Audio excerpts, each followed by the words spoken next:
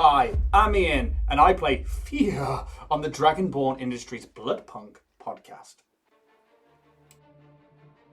Pikachu! So, hello. It's fucking Bloodpunk, boys. Episode 2. Thank you all for joining me for another bloody little gaudy session today. We have 2 sponsors today. But first of all, Warrior Prints 3D. And if you want any of your 3D printing fucking goodness, it'll go and talk to Richard at Warrior Prints 3D. What is the code, Steph? To the stars! To the stars to get 10% off? Indeed. It is indeed. So please go and do that. Go get your 3D miniatures and shit because he's good. He's good at what he does. He does some very, very quality stuff. He's good. He's good. Triceratops? That was good. However, our second sponsor is Battle Systems, who do lovely little trainy little things like this. They come in sort of really thick cardboard stuff that you can kind of insert together. This one here is a little chapel you can see on screen there. There's loads of little shits over there on that website.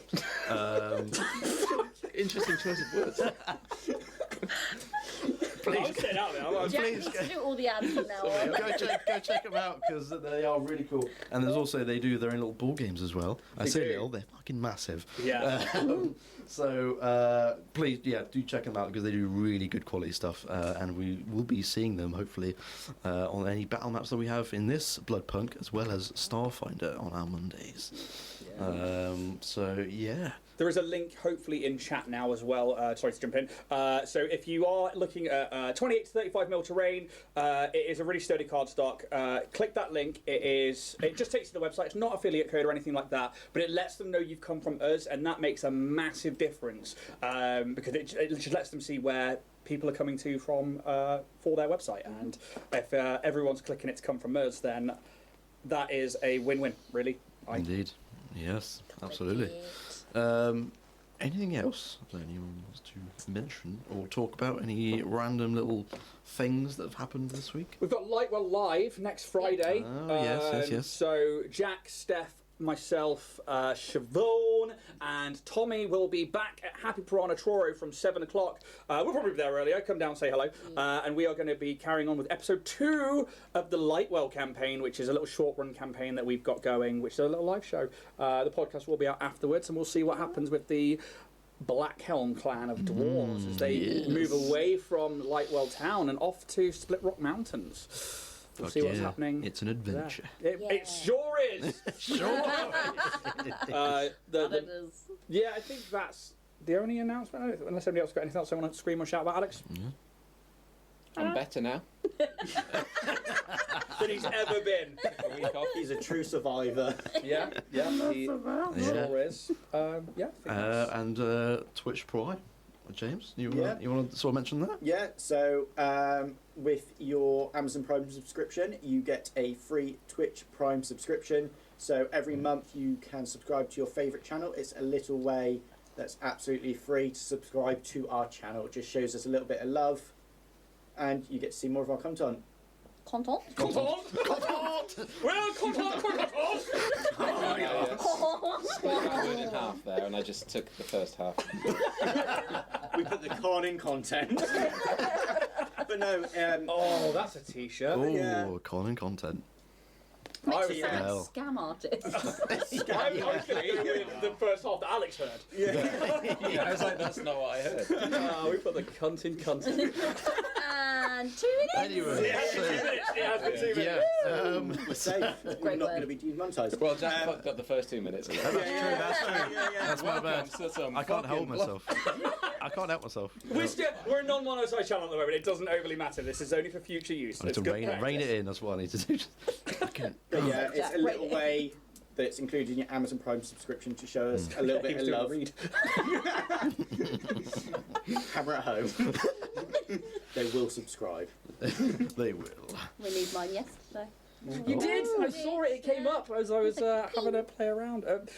In all fairness, to people out there who are doing it, again, thank you, because it makes a world of difference. Like, to see that we have followers and subscribers, as we try and push towards Twitch Partner, which is 300 followers, that'll be one great thing. But also with the subs, especially with the Amazon Prime subs, it's nice to just have that little bit extra, because every sort of like 4 or 5 months we get dropped about 50 quid from Twitch, and it's nice to either give it to the players or throw it into something.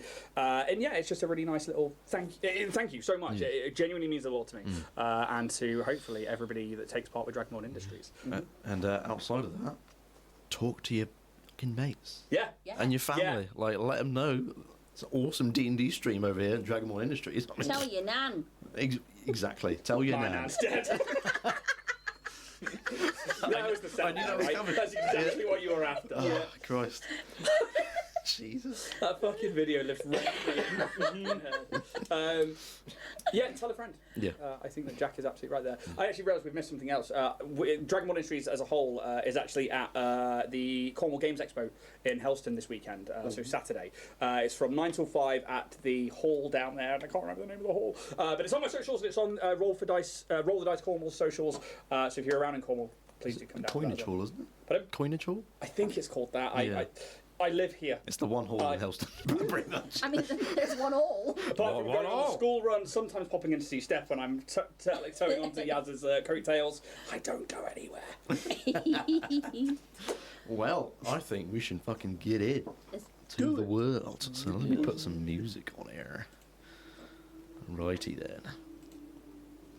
So, episode 1. What happened in episode 1? Well, all your characters were seemingly arrested on false claims and just taken away and put into a cage which is being driven by what seems to be some sort of bloodwork engine, like a very old car basically, but running on blood. And on this cage you were then taken to a correctional facility, also known as a prison, which there were not 50 guards per tower, there were 50 guards in total. And you spent approximately about 2 days and a night there, and you very nearly escaped, which I was not expecting, but luckily you didn't. And when you woke up the next morning, you were taken away again anyway, moved somewhere else. And you were then taken to the courthouse in a place called Mornham Abbey. In this courthouse was very grandeur, and there were lots of Kanrathian vampire sentries. These guardsmen who are quite clearly, at least 2 cuts above the normal policeman in Kanrath. They look like they would take you out in just a second.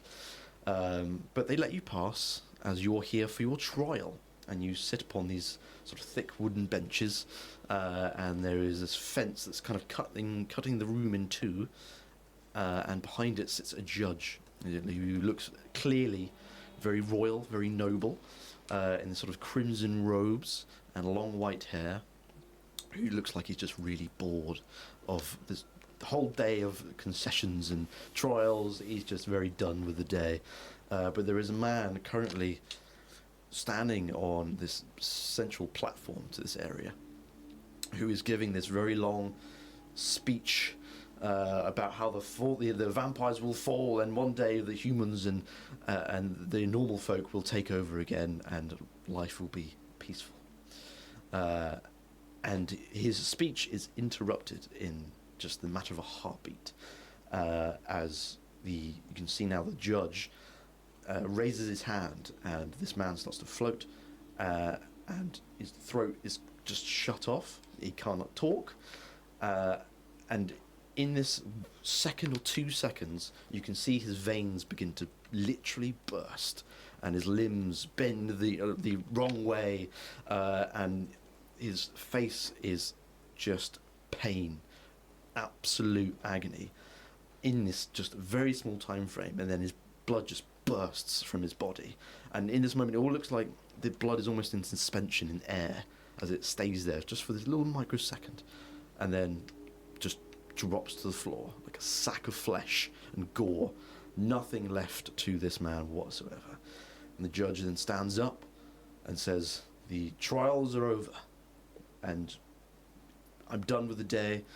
Everyone else be executed." without trial. It is at this point that the vampire sentries and some other standard policemen go in to basically knock everyone unconscious. What's even the word? The people who are under trial, including yourselves, they come up to you on your benches and they start to attack you.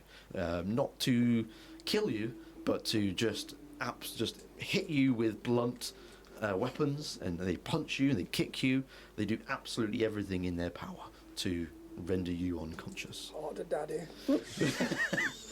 So is this the enforcement, or is this like just the mob? No, this is the enforcement. Right. As the judge has given his order that everyone else, no more trials, execute them. He's done. His patience is clearly worn thin, that he's just done with it. And no one questions his orders whatsoever. So, what would you guys do in this moment as you are being assaulted by multiple vampire guardsmen?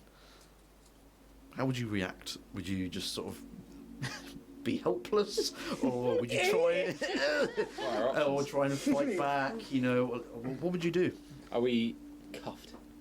You are definitely still cuffed. You've been cuffed this entire time. Okay. I think what Fear wants is to see where that judge has gone and to try and take in the room before he is blacked out, basically. I say make a perception check with disadvantage because of all the mayhem that's going on. It is absolute fucking bedlam in here right now. Okay. Okay. That is a 9. A 9. Really high, guys. Just blitzing rolls right there. You lose him. You can see that he exits left from your view. He was quite central, and he's moved left. But as this sort of some of these other prisoners are being assaulted, you try and sort of look past as you yourself are being assaulted. Yeah. And you just lose sight of him, whether he's being the bodyguards are really close and he's just masking where he's going. You can't quite see, I'm afraid. How many officers are doing the beating? I mean, there's at least 2 officers. 50 per person. No.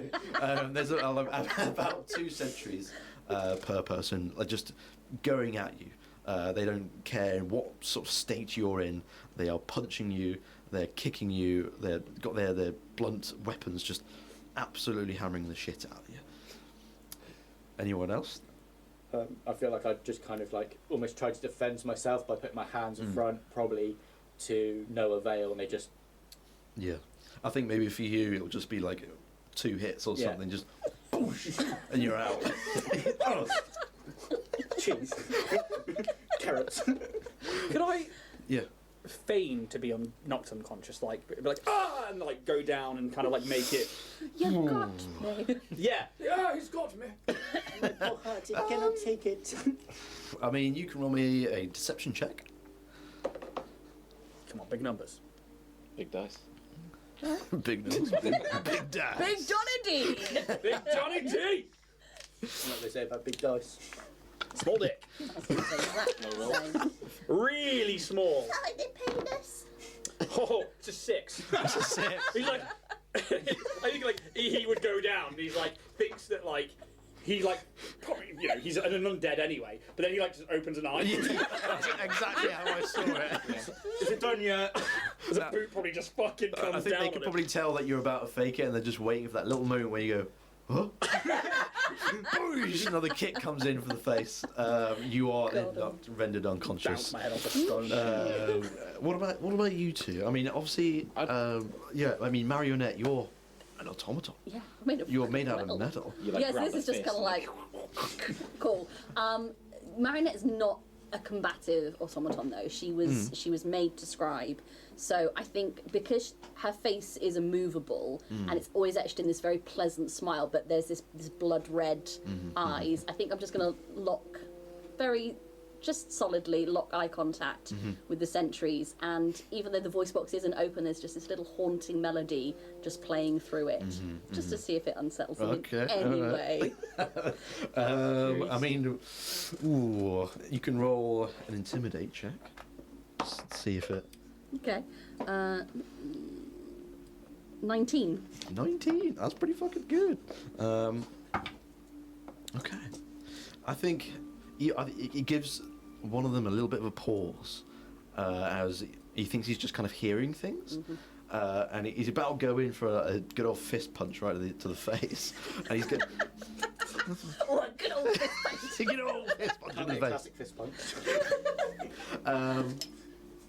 But it doesn't hold him back for long. I think he maybe a couple of seconds and just goes, what the fuck is that noise? Even over all the bedlam, you can still hear this haunting melody that's coming out. And he will just then go back in. And you are also rendered unconscious. However, automatons can be rendered unconscious. But Log it. Sorry. Turn your off and on again. Sleep mode. and what about you? I guess there'll be like a feeling of like, oh shit, I'm cornered, and he will put up a bit of a fight. Okay. I guess I'll try and like with like. Do you think you hands like tied throw a behind. punch or something? I Back like up? maybe kick. Oh yeah, well probably you And can't. maybe You can't punch. yeah, go in for Okay. I mean, you roll an attack roll and see if it does anything. Would this be an unarmed strike? I'm guessing. It certainly would.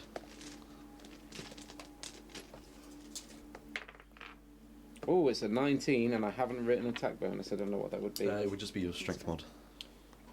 So that's a 22. 22. You definitely catch one of them unaware. Yeah, in the nose. Do you think it's like a front kick or like just a straight, central kick, or would you try and get to the right other side? Maybe a central kick. Maybe Yeah. like, get away Just from try me and sort of push thing. him away from you, kind of thing. Yeah, I think perhaps for you, maybe one of them's just a sentry, and the other one is a policeman, and you catch this less experienced guard unaware, and you just totally get him in the gut, and he just keels over, and he's like just coughing up, and the other sentry just kind of looks at him, and goes, "For fuck's sake!" He just gives him this really dirty eye as he just like lower than him. But the sentry, I think, will just double his efforts and just go in for you even more. Okay. And you will then also be rendered unconscious. It's not going well, is it, guys? No. I was going to say, well, New characters next week. I think Speak for yourselves. even though you are unconscious, a few minutes pass by, and you kind of, you're there, but you can't really, you can't will yourself to open your eyes. You just kind of this dull sense of the world around you, and you feel like you are thrown, and then you land on something hard, and you hear the sound of like kind of squeaking, and then you feel another hit, but this time on your front. Even in this moment, I think you could probably just about guess that you're being thrown onto another cart. But this time there are other people just being thrown onto top of you, and then you start to feel again the bump of the road as you go along, and then more time passes, and throughout this time you gain a little bit more consciousness. You're kind of just trying to open your eyes again. You're bruised and beaten, and by this time you can sense that there are less people in the cage now. You felt there were a lot of bodies in the area that you were in, but now it's just you four on the cage, and you're being taken along a road that you haven't yet seen, and eventually it takes you down and through the slightly poor end of the city of Kanrath. You don't know how far away from where you were, but you are taken to a wide stone platform where in the centre is a large glass container, and next to this is everyone roll me a history check. So are we kind of not unconscious anymore, and we are? Yeah, you are. I think at this very point, you're got your eyes open. You're able to sit yourself up, and you're just taking in everything that's going on and what's ahead of you, basically. So what are your rolls? 15. 15? 17. 17? 5. Okay. 13. 13. Okay. I think I'm maybe taking fuck all. you're just still reeling. I think from Yeah. the beating that you've just had, and you probably just see like an image of someone, but you're not really quite sure who it is. Mama? You finally come home with the carrots? Fucking hell. Yeah, but they're sliced, kid. You'll fucking like it. Me and Dad have missed you so long, can't cook. Fucking waste of space. For the rest of you, you see this man standing by this glass container, and you can see the robes that he's wearing. This is a priest of the blood god. He is looking very angry. You can see his face as you start to approach a little bit more that he is burnt. Not all over, but there are definitely just sort of large patches where he's been burnt. Some of it is now just scarred. It's definitely healed over time, but he has quite clearly been burned before. Sorry, lost my place. And he is currently just waiting for you to all arrive. And there's also around this platform just a crowd of people. They are silent. No word is being said, as this is a very different experience to what you've had so far from being arrested and taken to prison. There are people just shouting at you and throwing stuff at you as you're in this cage. But now as you approach this platform, they are utterly silent. And you can kind of guess that, like, no one dares say a word. And you get the feeling this is some sort of procession, or it's almost ritualistic. You are then taken off your cage, off the back of this cage, and you are still cuffed. And you are brought on top of this platform, where there are now a few more Kanrath enforcers, policemen, who now come up on top of the platform, and they start to affix a mechanism around your neck.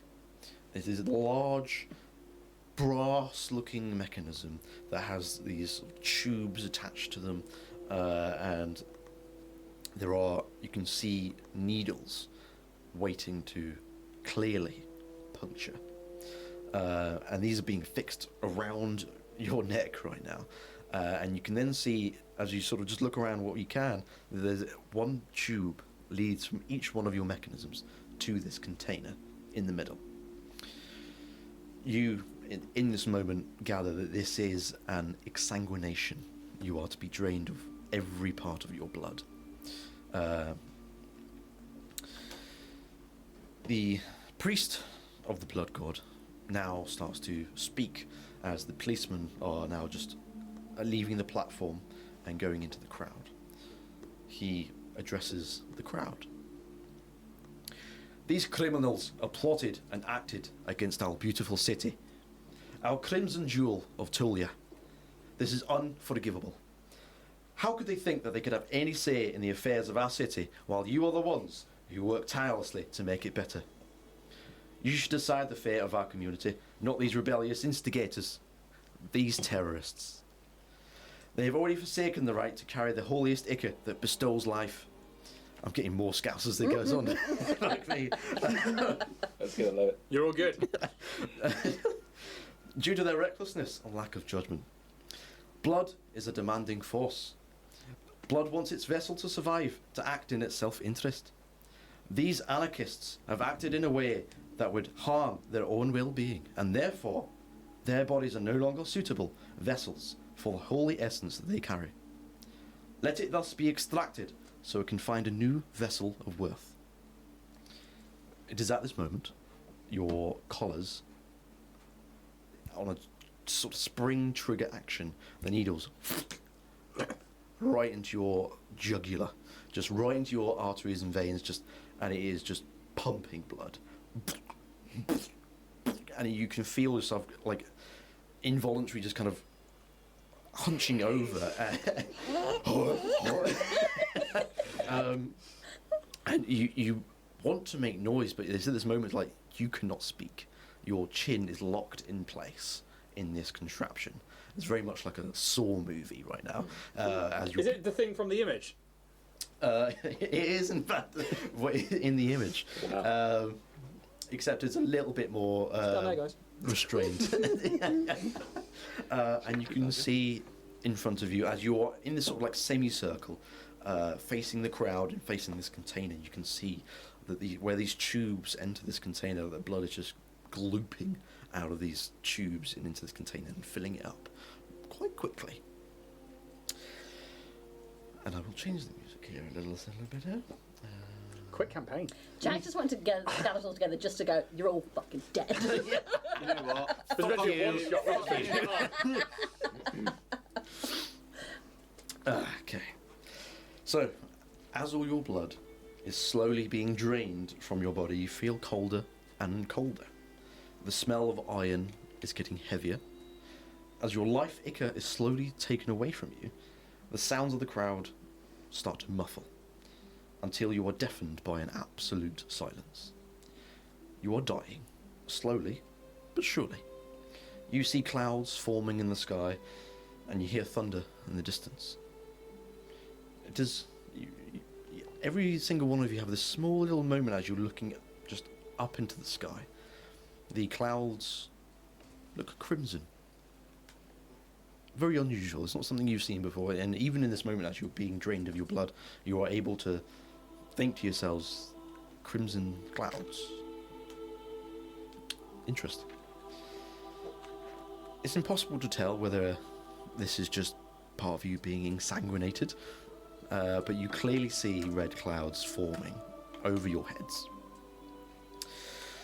Finally, as your vision turns into primordial blackness, the last thing you see is a blood-red raindrop falling gently on your hand, as if to say farewell as you pass. A warm emptiness fills your chest, and you hear a crash of thunder. It is at each point that one of you will die before the other. So I think everyone should make a little constitution check to see who goes first. Jack hates us. Right. Is it for you? Is it just undoing a lug nut? Hang on, Jason, we've not quite got into the right place. And like, if Fear could push into the collar, he would. He knows it's like fixed and it's like going to go with it. Yeah, But, like, yeah. he would like fucking lean into it. He's not weird. I'm normal. Fucking normal. Oh, I'm just a normal guy. Just an everyday, regular, normal I motherfucker. work at the bank. The wank bank. That's why I got fired. 13. 13, 22. 20. Wow. Get out. 15. 15. 13. Okay. I think maybe for you two, you are the first to sort of go. And you are able to see each other in this moment. As maybe just make eye contact a little bit and just this. If you could make. Don't bite your lip, for fuck's sake. He's taking. I think in this moment you may perhaps give each other just a little bit of a knowing nod, as this is it. You are passing to the afterlife, and you both either fall forward as you just collapse and have no strength left in your bodies, and I think for you two, you would see your two sort of companions for the short time that you've known each other just collapse to the ground in your blurry vision, as you're slowly seeing these blood raindrops land upon you, and it won't be long until you, even in your metallic form, I think just your limbs kind of collapse a little bit into each other as the blood, your very life essence is being drained, and your tubes are now clear. There's nothing left, and you. Hell yeah, they are. That's slow enough. What's beer just into? Johnson High. Chelsea.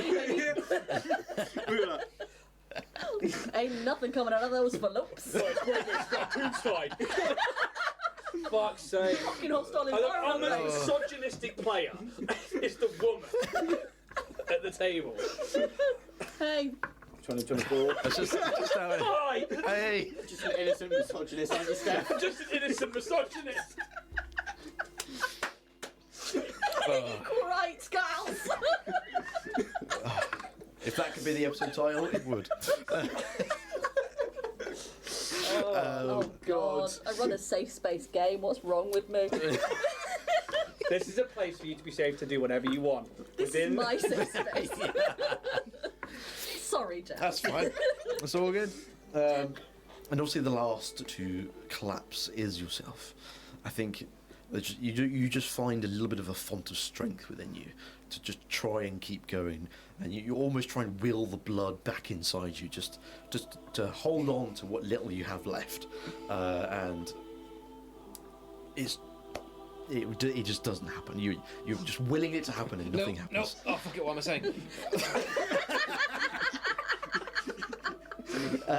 Anyone need anything before I head out? And you yourself eventually collapse. Fucking hell, he's dying. Oh, Well, it's we've for lost real. Now your characters are dead. I'm picking you up one by one. Alright, he highest con save, lowest Yeah. Bit of liquid down the lungs. So, new character, everyone. No.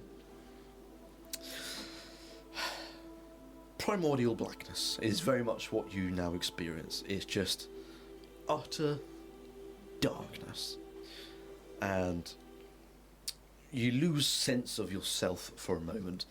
And it doesn't feel like it was too long, but you start to somehow open your eyes again. You feel a strange sense of freedom, as if the pain and suffering you just felt a second ago have all disappeared, and you've been freed from all your earthly burdens, your bodies being the first.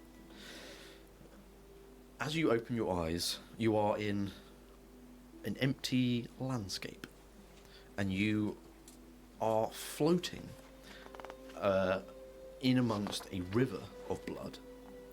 The blood doesn't touch you. You kind of look at your own hands as you pull them up in front of you, and you are ethereal, almost like a ghost, and you are just bobbing along in this river of blood. You can see just after a few moments that there are two mountains in the distance, and you can see the river's got to come from somewhere, and you can just about see these trails of crimson red running down these mountains, and it almost looks as if they're crying blood. The soil on the sides of this river is blackened.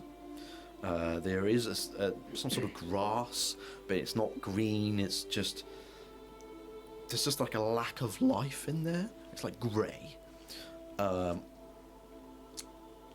You don't stay here for very long, as you are then bobbed along the river. And eventually, you see the silhouette of a tall man in the distance, as he just gets up from being crouched down, maybe perhaps looking at something, and he stands up and he turns towards you. And as he turns towards you, your vision blurs, and you again are in total darkness. You wake up in a completely different environment to where you were before. A second ago, you were lying, bereft of life. You now wake with a breath so deep it feels like it was pushing against the walls of your very lungs. The pain and suffering you had just left returns, but not to the extent that you were experiencing. You can feel every inch of your body, all your bones, all your skin, your muscles. You can just for a brief few seconds you can feel like every little essence of your body, and then it kind of just calms down and it numbs, and then the next thing you feel is just cold, all along your back and along the back of your legs, just cold. The ice cold morgue table that you currently lie upon as you awake, just this deep breath that you couldn't get any deeper. You are just exploding with almost life in this very moment as you wake up this really cold table up beneath you. How would you act in this moment as you just had this cacophony of visual and physical experiences? Violently? Like fucking like grabbing whatever is around me. You go to sort of grab anything, there's nothing to grab, and as you open your eyes, can you see in the dark? Yes. Okay. So vampiric vision. Yeah, you can just about see because of your dark vision, but everything's in like grey tones, like there's no colour anywhere. But you look around and you try and grab something, but there's nothing near to grab. You look over to your right, and there is a corpse or a body lying on another morgue table to your right, and same to your left. Everyone else, what would you? I mean, it's hard being metal. It is, yes.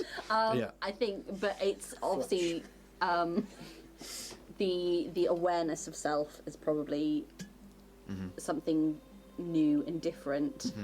And I think Marinette is just lying still very, very still and trying to listen for her surroundings to try and get an idea of what is around her, like listening to like creaking floorboards or a drip in the distance and trying to find those minute sounds to ground her. I think give yourself a perception check. You can have advantage on this purely because of you waking up has just kind of like excited all the neurons within you. It's almost like super hearing for this moment. 23. 23. Very good roll. I think with that roll, sort of just before, but in the moment that you wake up, you heard what seems to have been a door closing or being pulled shut, and you can hear slight footsteps being made across stone. It is obviously in this moment that you also hear some other people awaking, just and you instantly know in this moment that you're not alone. How about yourself? I'd probably be like almost taking inventory, not necessarily inventory of my body, but kind of coming back into my body, readjusting to having my fingers, my toes, checking I've still got both my ears, my tail's still attached, just coming into that sense of body and being, just kind of feeling my heartbeat, the breath come back into my body. Sure. Kind of just looking around, making sure I can imagine in this moment it's sort of watching it happen through my eyes while not being fully present as I gain the awareness of I'm back in my body. Okay. I think for you probably, even though you sort of try and stay still as much as you can, you still haven't, you arch your back as you're breathing so much air in this moment. You look sort of down your body and you notice that you are naked.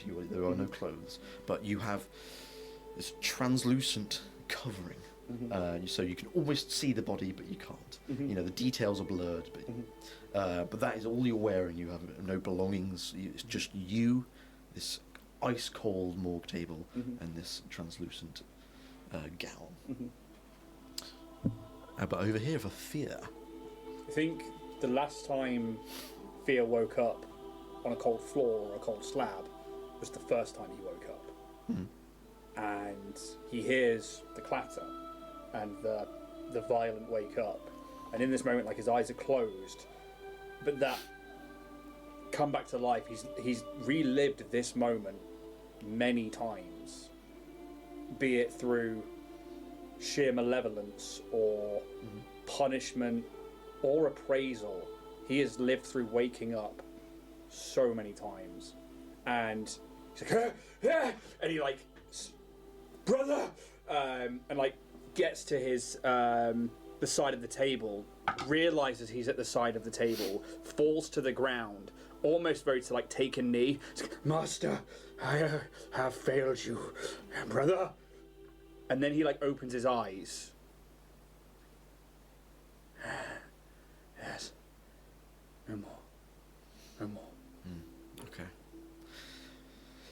You perhaps all sit up in your tables just after maybe a few minutes or so, just acclimatizing to your surroundings. And you see each other. If you can see in the dark, that is. For anyone who can't, you can't see fuck. It is just black in here. Can you actually see in the dark or not? No. You can't, okay. I think even you can just about sort of see just yourself. You can see yourself, but like anything further than that, you can't make any details out of. But the rest of you, I presume, can? Yeah? I think, yeah, because the first, his eyes would turn to where the class was, which would be to where Marcus is. And it's when he's like, Master, and then looks across, as yes, and like sees that it's Marcus and not disdain, and he is just like, yes, yes. Okay. So you are in.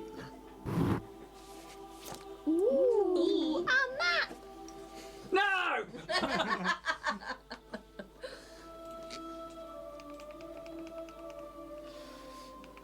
This is the morgue room that you are in.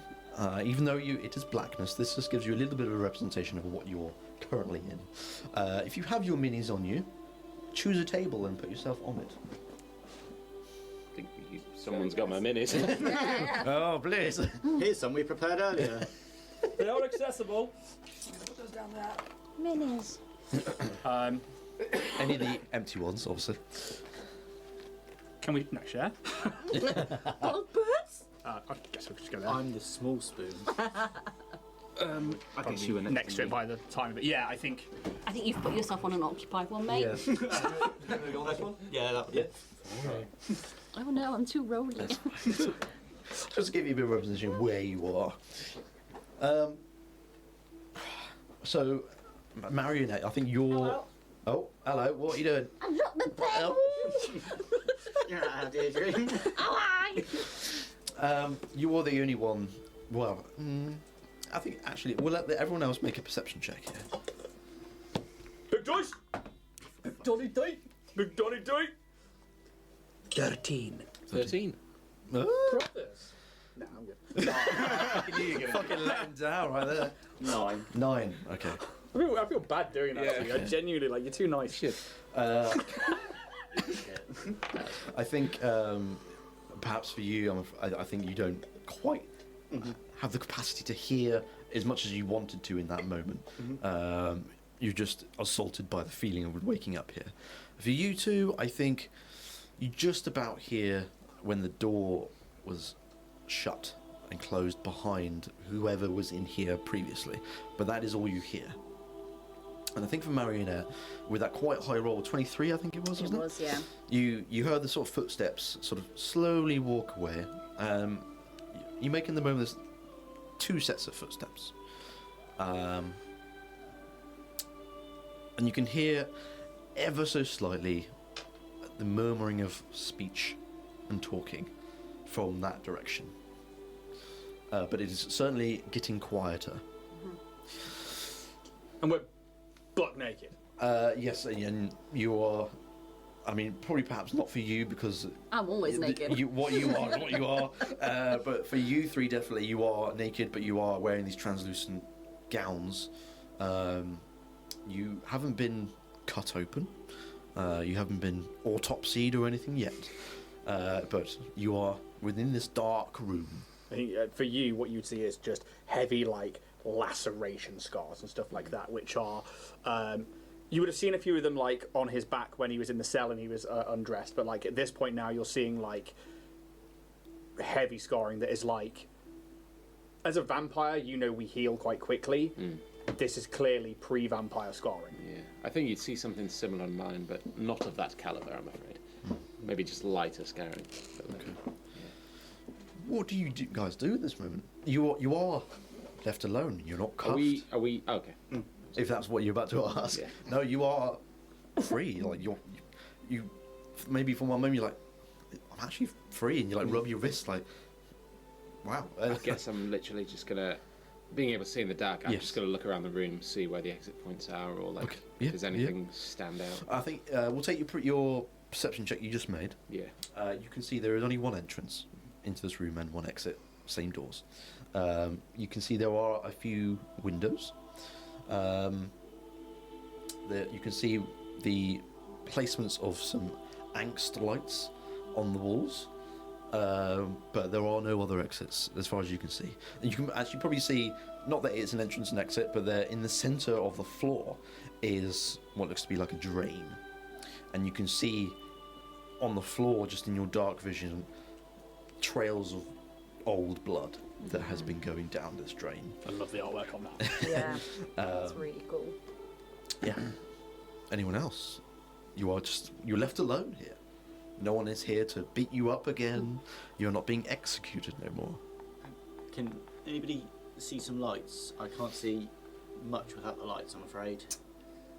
Is there anything? Yeah, I mean, you definitely saw these little light fixtures upon the wall. I think even with your sort of experience, you would know that these ants lights are turned on by playing blood. So you would. Is there anything around here that's not powered by fucking? It's almost like it's Bloodpunk. But there was like a little sort of small needle where you would maybe press your thumb onto, and it would just take a little bit of blood, and it would alight. You would know that's how you could do it. Cool. Can I do that? Like a Cool. diabetic's blood. You need sugar. In this moment as well, Fear just like he's not really responding to your like request to like lights or anything like that, or he's sort of trying to take in the room, but he is a little disorientated, so it's just kind of like on one knee, like he's waiting. Just like Okay. The light is now turned on. You can probably see on that map there are a selection of lights you could, but I'd say even any light I think would light up the area enough for everyone to see, including over here. Hey, So- Ventura moment. And you absolutely see each other now. You see each other in the flesh with these invisible sort of translucent gowns. Sorry. modesty. And you just lock eyes with each other in this knowing moment. This isn't weird. Right? Yeah. Did you guys see all along? Do we see like Marionette lying on the slab over on the other side of the room? Oh yeah, absolutely. You can definitely see each other. Dear Marionette, are you with us? I'll just sit up very bolt right and suddenly, yes. It appears there is trickery to be had or played upon us. It is certainly very strange. Is there any kind of like desk or writing equipment? Of course, anywhere? yeah. Gross. Do you want to sort of have a little route around? do, yes. Make an investigation check then, please. Bad. Is Marionette wearing one of these as well? No. Weird. That's just bloody favouritism. That's only an 8. I mean 8. Okay. I think even with that, as you can see around the edge of the room, to that corner towards you, there are worktops. Okay. You can clearly see that there are instruments on here. There are syringes, empty, but they're there. There are some scissors, maybe like a few scalpels, that kind of thing. I think you see on the window that's just behind the worktop that it is barred, and it has been purposely blacked out. But unfortunately, with that roll, that is all you would see. Yeah. I will, however, say to the others, my initial assessment is that there have been 2 persons in this room prior to us waking. They have been walking down the corridor. I assume it's a corridor. It might be larger, but they have been discussing and walking away from us. I assume that we have some time at least to ourselves. There are tools and things over here, and a blacked and barred window, though I cannot make out much more than that. Yes. Marcus, look for implements of, autopsy and Is that medical. And, I was going to ask, is that what the implements are like? Yeah, I mean, you can, maybe when Marionette maybe points it out, you have a little look yourself, and these are quite clearly to chop up bodies and see what killed them, that kind of thing. Come now, good doctor, time to go to work. And if I can make my way over to a table to pick up things like a bone saw and a fucking scalpel or something to like start putting in my prison pocket. You can see them laid out. You can see them laid out. Are you a medical doctor, or do you just have a PhD in bridges or something? Dentistry, not a real Bridges. No, my dear. Oh, I love it. Real doctorate, medical studies. No, let's not disparage. Emotional intelligence is just as valid. That is true. But I am that of the physical, not of the mental. As I kind of look around the room, I see the other bodies, and I probably go and investigate what they've done, like autopsic-wise, to the bodies. Yep. How the incisions have been done. Is this lazily done? Is this a skilled professional making precision cuts with an obsidian blade? Okay. Make It's a a. niche fucking with an obsidian blade. Wow. That's how they operate on your eyes. They do not use steel, they use obsidian. That's so fucking metal. That's as fuck, man. Medicine check, please. No, for fuck's sake. It's definitely not a bridge. 4. 4. Oh, Okay. you fucking roll? 2. Jesus! No, it's Okay. You can call me Jesus if you want. I think because only one of these lamps have been lit, it's not giving you enough light to be able to look precisely. You can, even with that roll, you can still clearly see that perhaps 2 of these bodies have had just one incision right down the centre, and have already been opened, just to see what's happened, whether it's disease, whether they've been wounded, just the routine stuff. You can't tell whether it's particularly skilled work or whether it was really rough. They cut into the body. You know that much. As I flip it open, I just see them cut open. I'm like, yeah, they're dead. Very astute, Doctor. Very astute. What are the most torturous-looking items on that table over there? Normal! Comes back with nipple clamps. I think they work. I'm definitely in season. Jesus God, no. He's I a feel dedicated unsafe. follower of fashion. Probably a bone saw. Yep.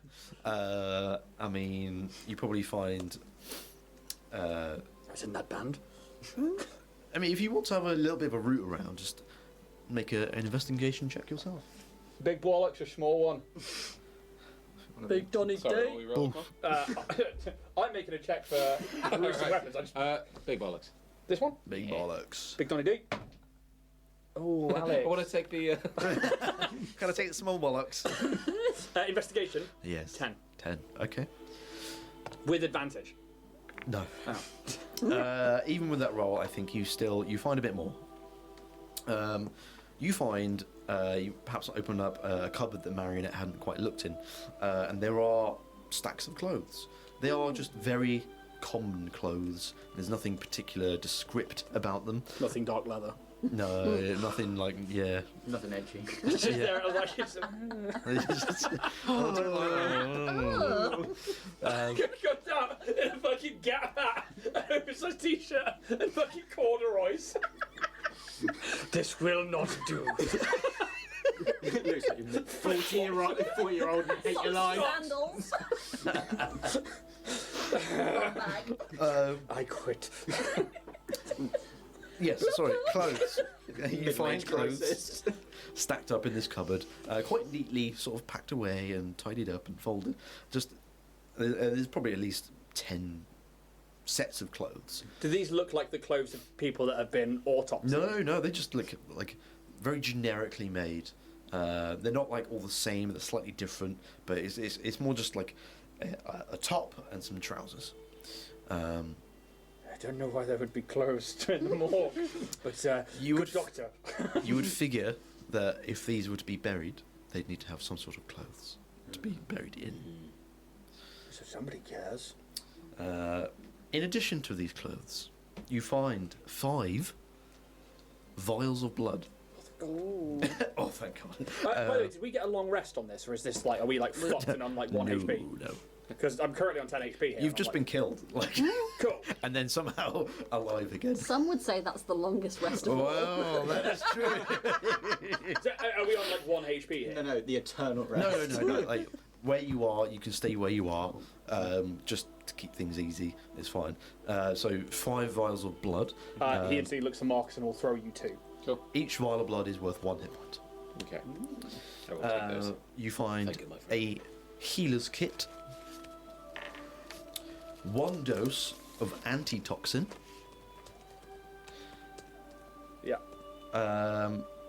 and you find a large blade, which is not like large, but like a proper dagger.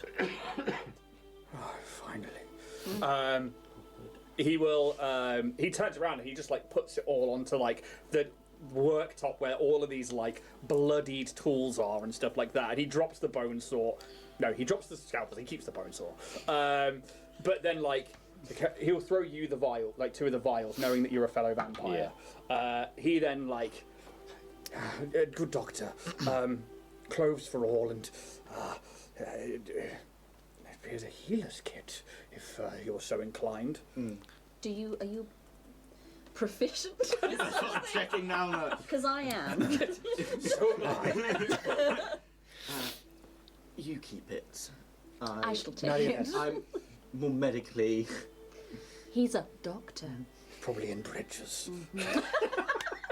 Exactly my thoughts. Time and space. Engineers. So with these tools that you found, Take a healer's kit. Stop fucking. you said you dropped the scalpels. Well, I put them onto the table, Yeah. but like, you just kind of like, yeah. yeah, Okay. and like, he's not. Just us. Yeah. He's not doing it stealthily. Okay. But he will keep the bone saw, and so is the large blade just a dagger? Yes. Okay, cool. I'm gonna add that to my character. Maybe I'll pick the scalpel up.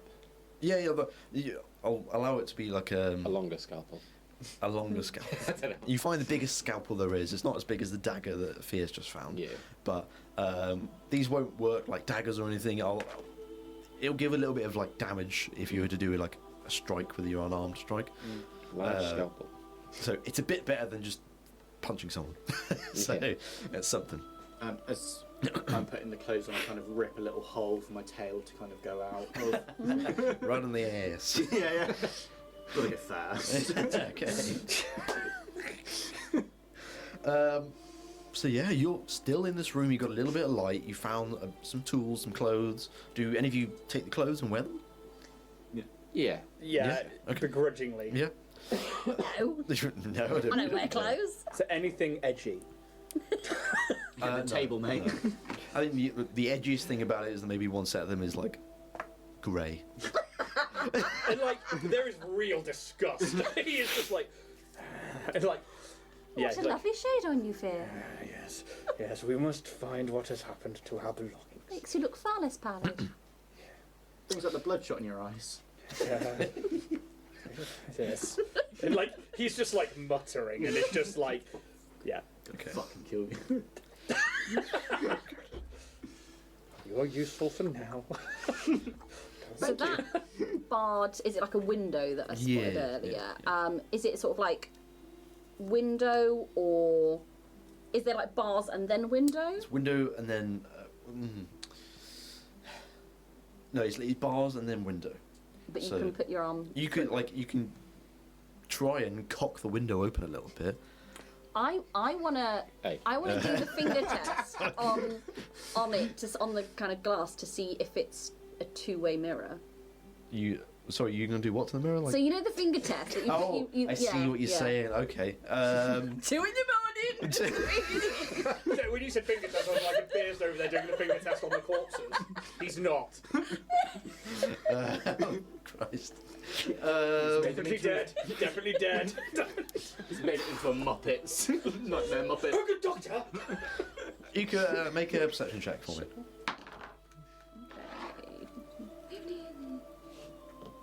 Filthy little 20. Filthy little 20. You go to put your sort of finger up, and you can just about tell it is not a two-way mirror. Cool.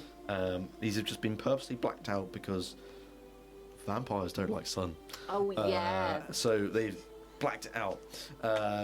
But it is while you're sort of trying to touch the glass and have a look at it, is that you probably could unlatch it and open the window ever so slightly. Yeah, I'll do that. Okay. You cock it open, and there is a small gust of wind. It doesn't blow anything about or anything, but you can. It's quite sudden. The sort of, I say sunlight, but it's almost like dulled, which is quite normal for Tolia.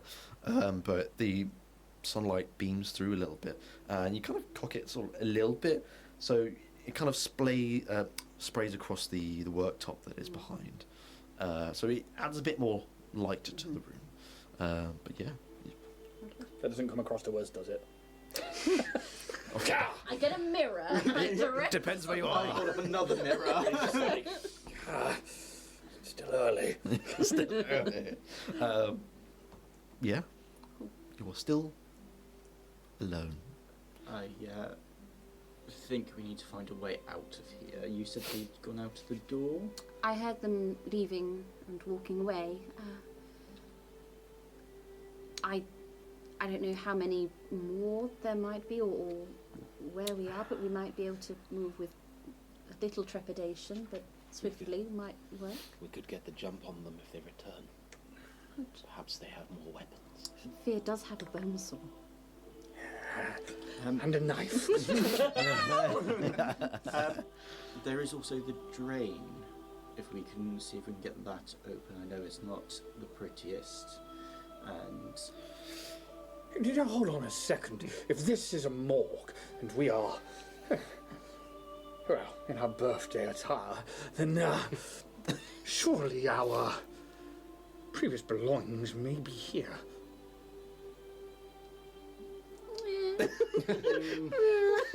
I mean, we had our weapons taken off us in prison. But I was quite fond of my clothing. We can. Circle back. Yeah, at this present moment, I think more being exsanguinated and returning in a morgue is a little more pressing than a hat.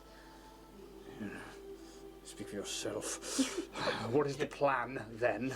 I would probably go to the middle and see if there's like handles to the grate, if it's able to actually be moved.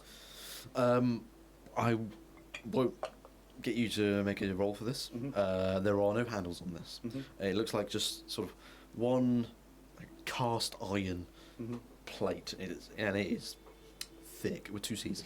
Only a little bit thick. And it's not prison thick. You can see it is slightly raised off the ground, probably to allow the blood to flow to it. But it is bolted to the floor. The shit ain't moving. It appears the door may be our only option, and chance at hats. I don't think we can go out all wearing our birthday suits, so I wear it with pride. He's just holding a bone saw and fucking dagger. He's like, you shouldn't. It might draw unwanted attention to us, Fear. Actually, no, because he has said he's put on the clothes, actually, so he is wearing, like, the common clothes, I guess. The Gap clothing. Perhaps we should do this stealthily if we're going to escape. It sounds like escape. Please, then, my vampiric brother, if you would like to... Can I give it a go? Oh, The door a go? What is it you're doing? So I'm opening the door. You do, yeah. You just straight up open it. Popping my head out, see if there's simplest anything. of D&D tasks. Opening a door. Instant death.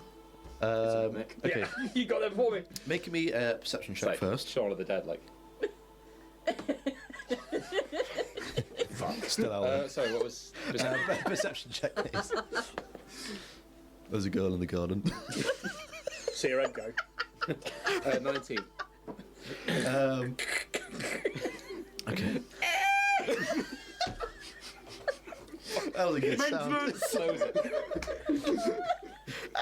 Somebody else do it. Somebody. Hyperventilate. So, oh Christ! How's that for a slice of fried gold? It's not locked. Okay. So, but luckily the hinges are well oiled. You would imagine probably to allow for tables to be brought in and out without having to open the doors yourself. So there is a handle, and you slightly pull it ajar, and you slowly peek your head out. The corridor is lit.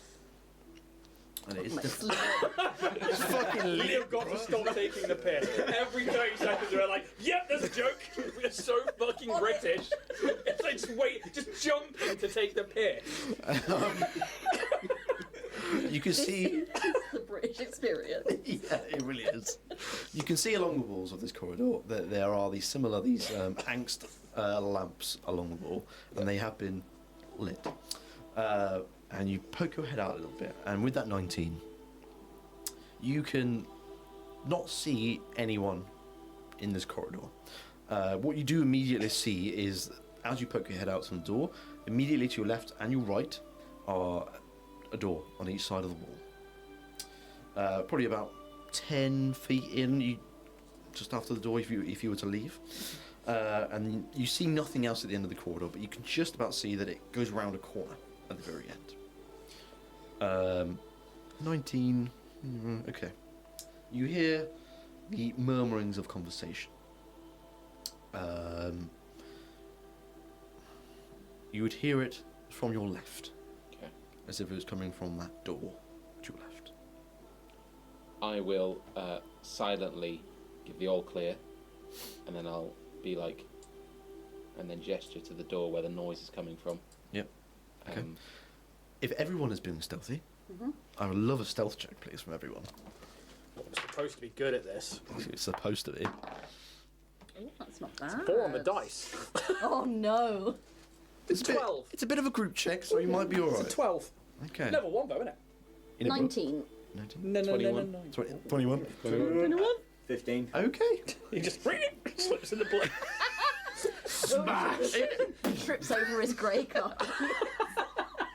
Opens the thing, gets a can of coke.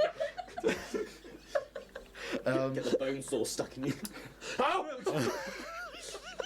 That bit's not supposed to fall off. You pass your stealth check. I will always tell you that. You do. There's some good rolls, even with the 12 over here. Most inept rogue.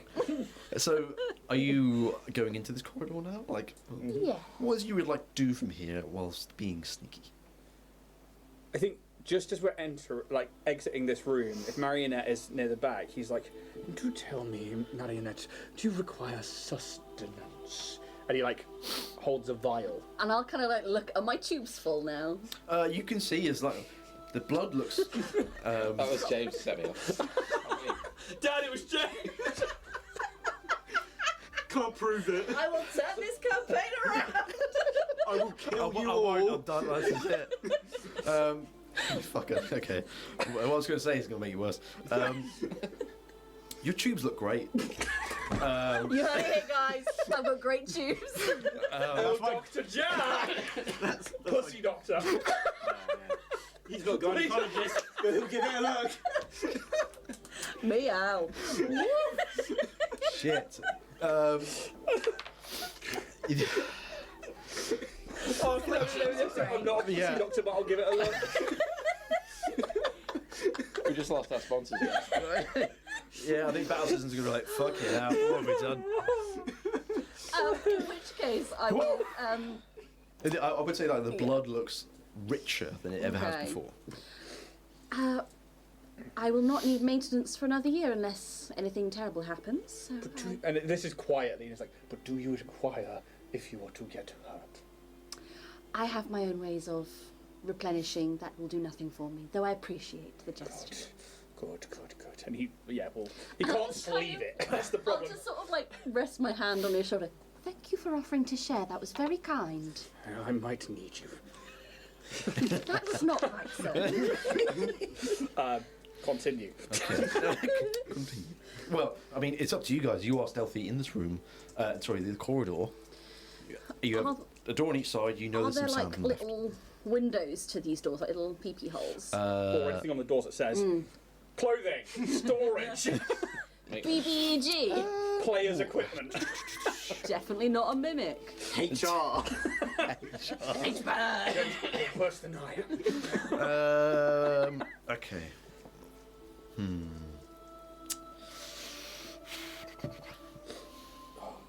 Give us some more. Tell me about your doors, Jack. I'll tell you about my doors. If anyone's looking at these doors, make an investigation check. I'm supposed to be good at this. Better than Oh, there we go. 23. 23. 2. 2. 18. 18. 3. Okay. Let's go. Let's go. What you lost? A red die. A red D20. I think one over there. Ball good. We'll find out on the break, don't worry. Oh, there it is. Right. So, you two can see that there is an inscription on the door. You two you can't quite make it out. Can't read. It just you can't find anything that sort of denotes maybe what this room leads to, that kind of thing.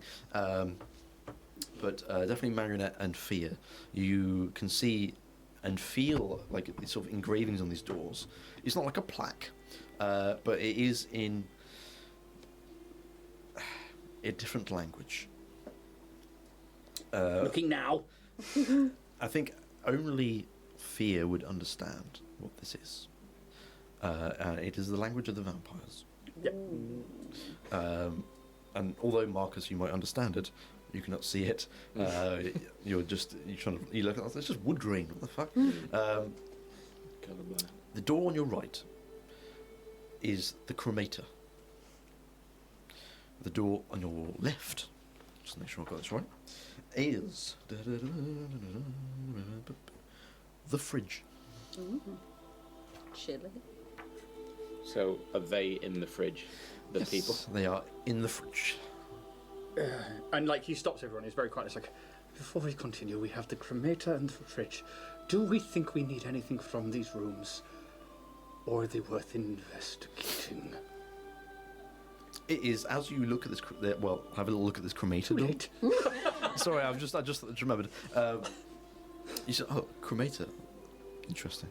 And then you hear the sounds of a fire being ignited, and then for about sort of maybe 20, 30 seconds, and then it got and it sounds like it gets shut off. Make of that what you will. I don't know how long they burn a body for, but they might be coming out soon. Indeed. Should we make haste before the sun shines? Let's go before they make rabbit stew. Hop to it then, my friend. What did you say to me? It's just like shoving each other against the wall. Did you say, You mate? suck. I beg your pardon. Do we, Yeah. Yeah, I Yeah. could continue. You could continue along the All corridor. way. Yeah. Yeah. Okay. Yeah. Let's avoid all of the dungeon. Yeah. A to B Not do gameplay. Let's just get the We're going fuck out on. of this campaign. Let's optimise this shit.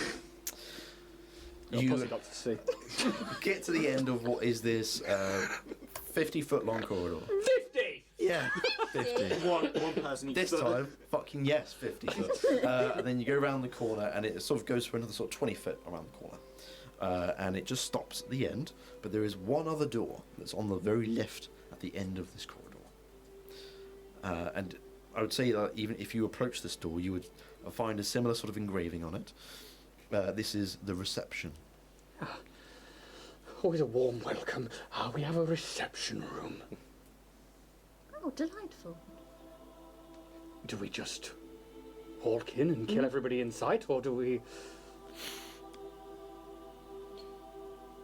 I do want to look in, only because I'm excited by the thought of paperwork. Well, Could I stealthily try the door, please? As in, I'm going to try and crack it open, and with my vampiric vision. Okay. Make me 2 rolls, okay? I want you to make me a stealth check, Yep. and then I want a dexterity. Technically isn't in the tray. And it's a I'm good gonna roll. Put it in the tray then.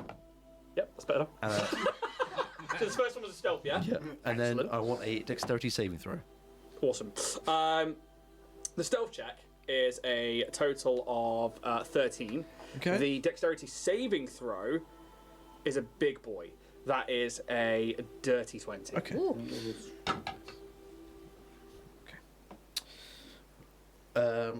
You're a little bit louder than you perhaps might have hoped you would be. And you should.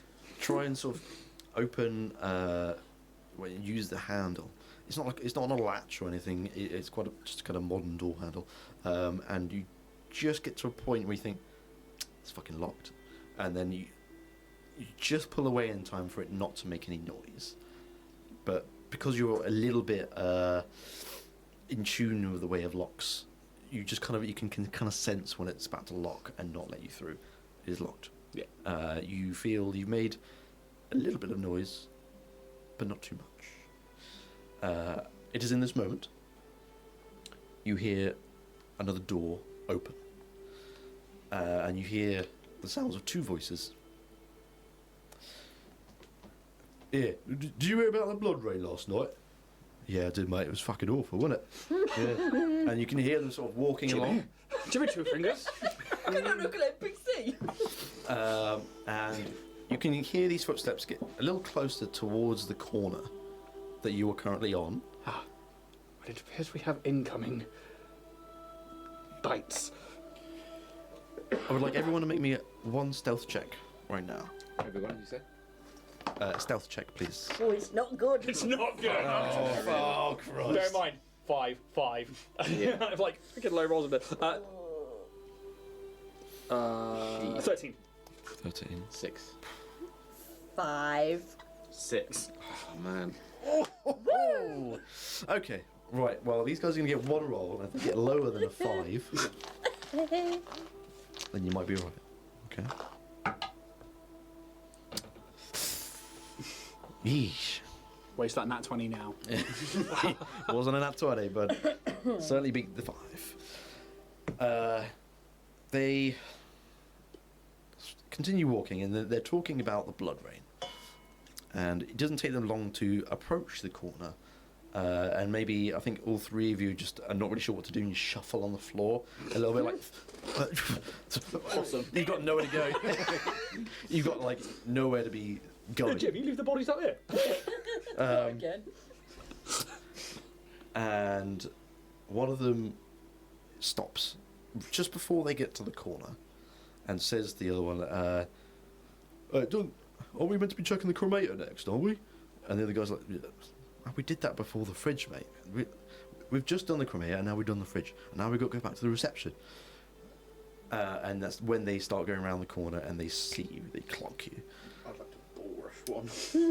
It is in this moment where they're like, hey, what have these got on the tables? And the other guy's like, oh, they think you're fucking right, mate. Yeah. And they go in for you, but they don't go to like try and kill you or anything. They're quite bemused in this moment as like you were just dead on the morgue tables and now you Kill them all. see your life. And they go in to attack you, so roll initiative, please. Ooh. Here we go.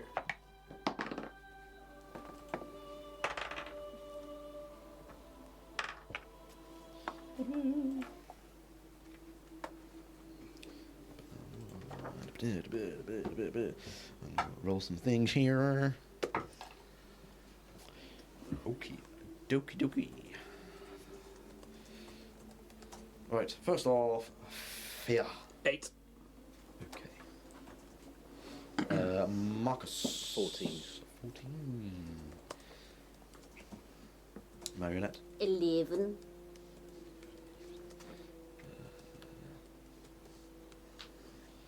And yourself over there, James. 20. Might be getting that ball rush. Okay.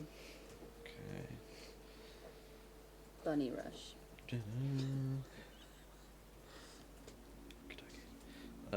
Okay, so you are definitely first. Mm-hmm. What would you like to do? You're about 20 foot away from. I would have, hearing them potentially come up talking, I would have twitched like one of my ears. It's kind of sent a shiver up it. I would like to try and almost like bull rush one, just to kind of take them down. Okay, so you are like trying to Almost grapple like- one. Yeah. Yeah? Grapple. Okay. Yeah, I'll allow you to sort of just basically run up and then just try and tackle him. Yeah. So that'll be strength contested. Saving Oh, throw sorry, or it'll be strength check? athletics. Athletics.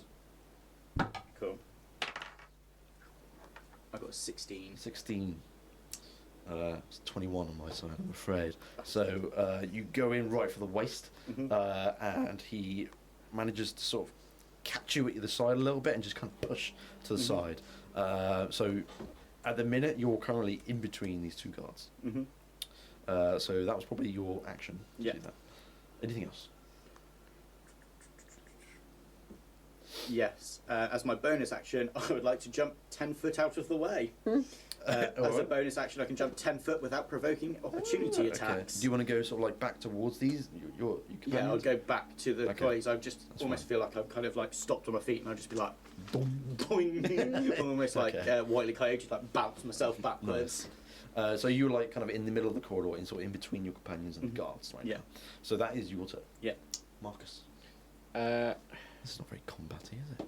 can I rush for the other one, We'll but like just- throw the scalpel like at the same You time? want to throw the scalpel? Yeah. Okay. At his face.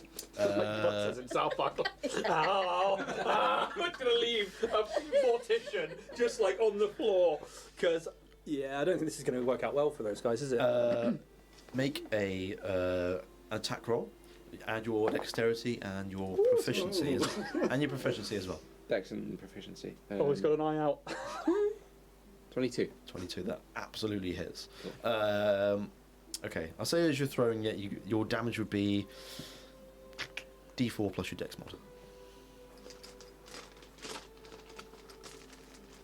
It's not a particularly deadly weapon, but it will certainly hurt. 6. 6. Okay, not bad, not bad, not bad. Where do you think you'll be aiming for? Eye. Eye. Okay. I think you definitely get his eye with that. I think you just kind of like it sticks in and maybe just kind of wobbles down a little bit. He's like, It's like moving as he looks. Trigger warning! I think by this point we should know. yeah, it's fucking Bloodpunk. I mean, come on. Yeah, you definitely wound this guy, and he's kind of like hunched over, just holding it. He's trying to pull it out for this one moment. He's just in pain, desperately hurting. Just like Okay. that's a really good noise. sound. It is his turn now. I've been caught. I think he just about rips it out of his eye, and he's just holding this blood in his one eye, just like, oh, you fuck. And he kind of drops the scalpel, and he gets his little bludgeon out, and he runs up to you, and he will try and attack you. He would go past you, so if you want to attack of opportunity, you can. Yes. Trip him up.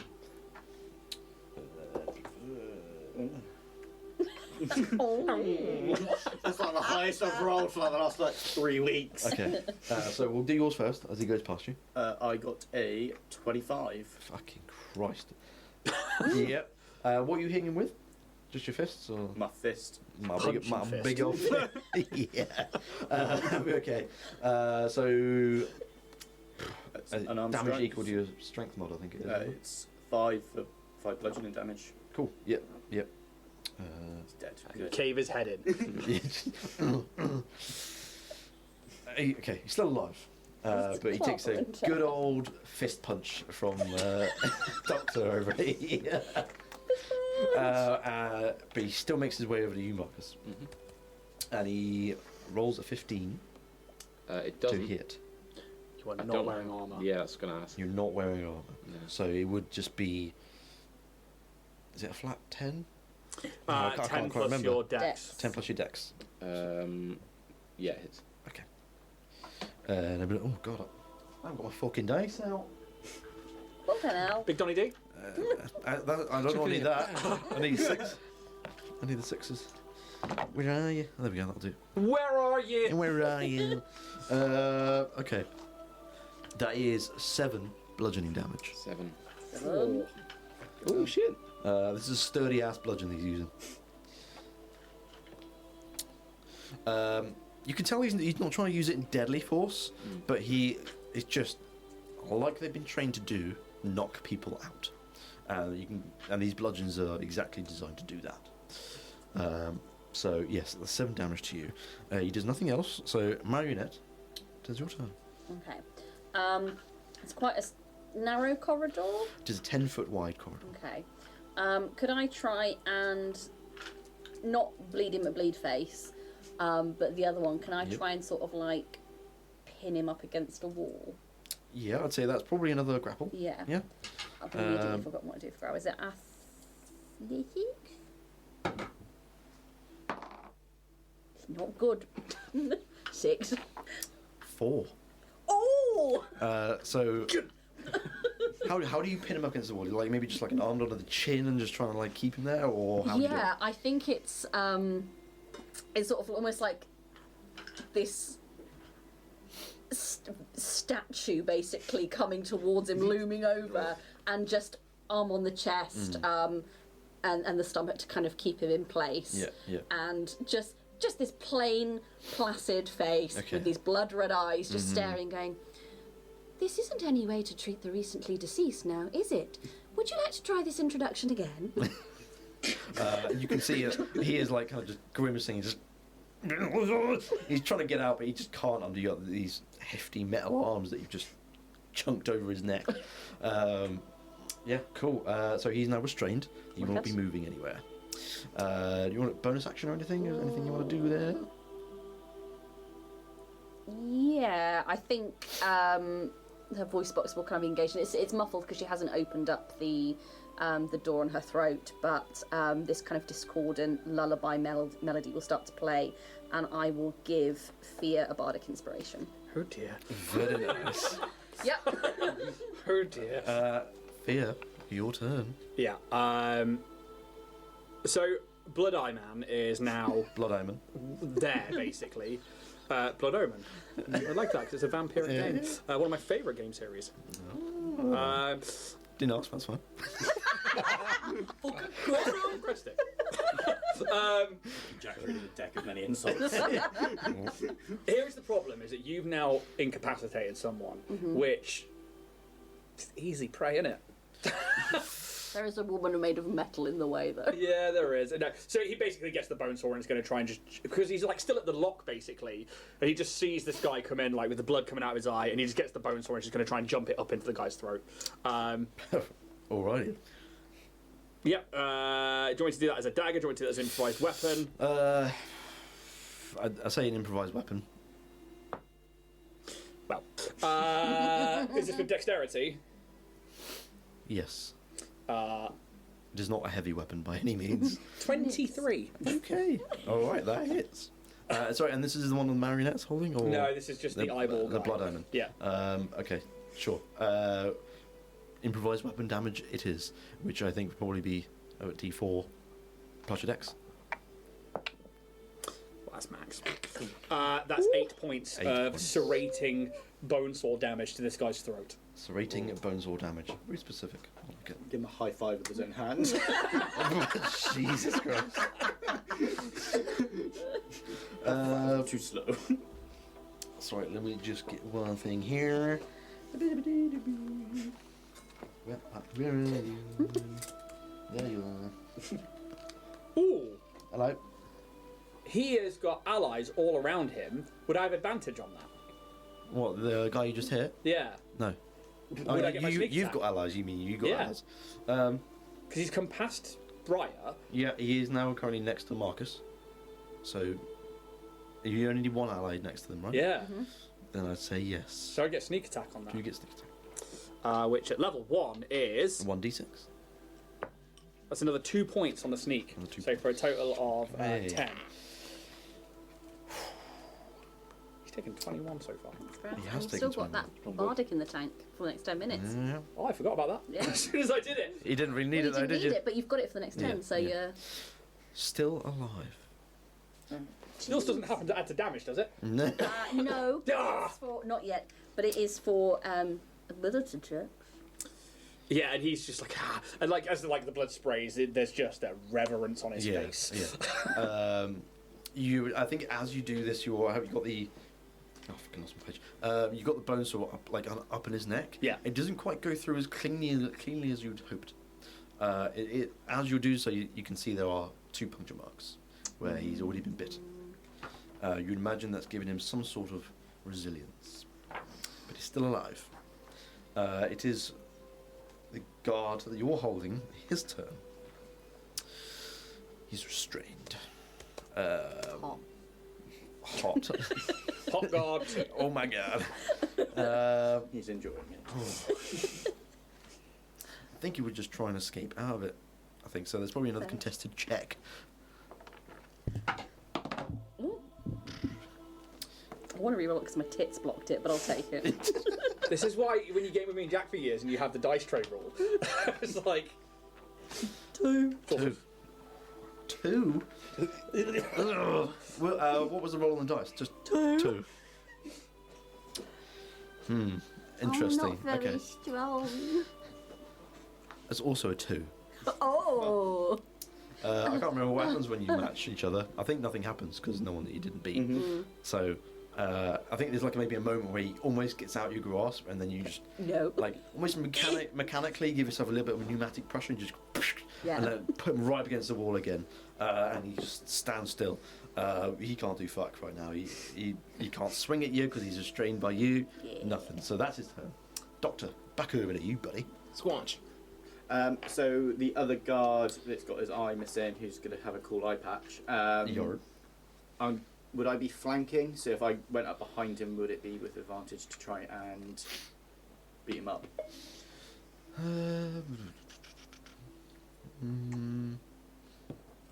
You can't really get directly behind because it's such a small space. Mm-hmm. And yeah, I think you wouldn't get advantage on this. No, cool. I was going to try and unarmed strike him, but I'm guessing an 11 doesn't hit. 11 does not hit, I'm afraid. You can see both these guards are wearing some sort of armour. Mm-hmm. There's a bit of like a breastplate. Mm-hmm.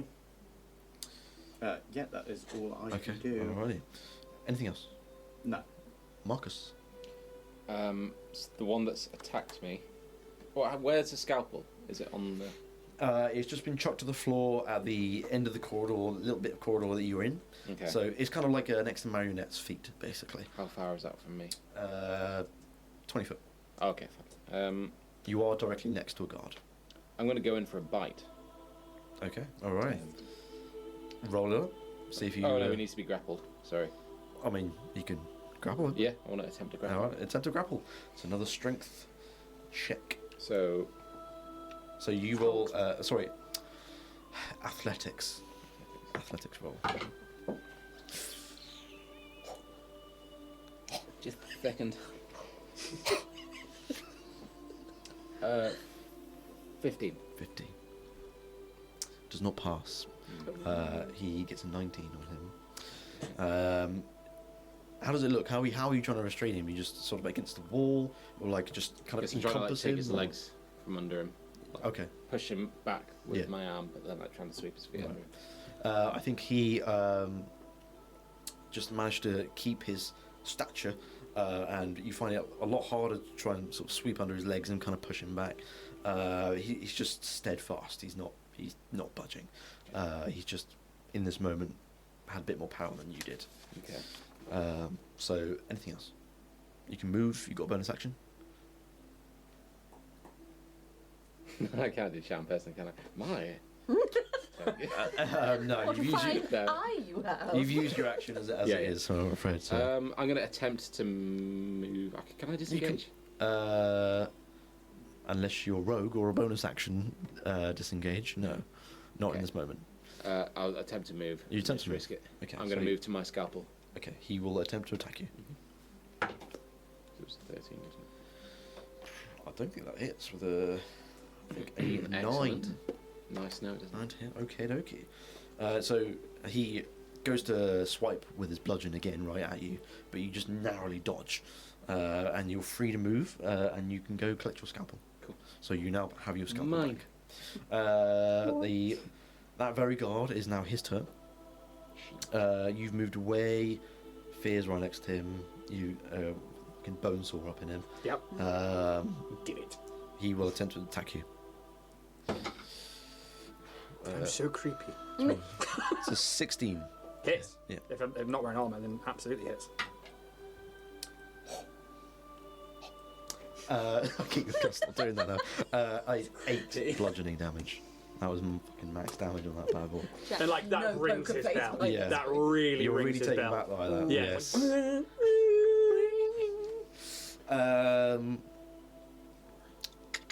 Okay. He's already next to the door anyway. He bashes on the door next to him. As his sort of bonus action, allow him to just try and knock on the door. He won't say anything, but he'll just try and make some noise. That's his turn. And Marionette, what do you get? Still got this guy pinned to the wall. Yes. I'm not gonna harm him anyway. Okay. I'm just gonna kind of try and reason with him. Mm. We can de-escalate this. We are just as surprised as you have been. Some tempers are running a little high. Perhaps we should all take a moment, and those of us who can breathe should. Okay. Persuasion check. Okay. I roll a bit of an insight on this guy. 18. 18. He rolled a 1 on his insight. Whoa. It's just Chris Griffin. I think he's taken aback from you saying he thinks that as far as he knows, you were prisoners and that you were criminals and done bad things, and it surprises him that you want to make some sort of peace with him, and he kind of relaxes a little bit, and he says, "Well, we're just doing what we're told, really. If we see you out, we're meant to knock you out and take you back to where you were. That's just kind of our job, really." This has happened before. Oh no, not anymore. I'm just talking about when they're, if prisoners escape or anything, we knock them out, we take them back to where they came from. That's just I how. love him. He must Yeah, stay with us. we must protect him at all. Is your name Stephen by any chance? No, what'd you ask?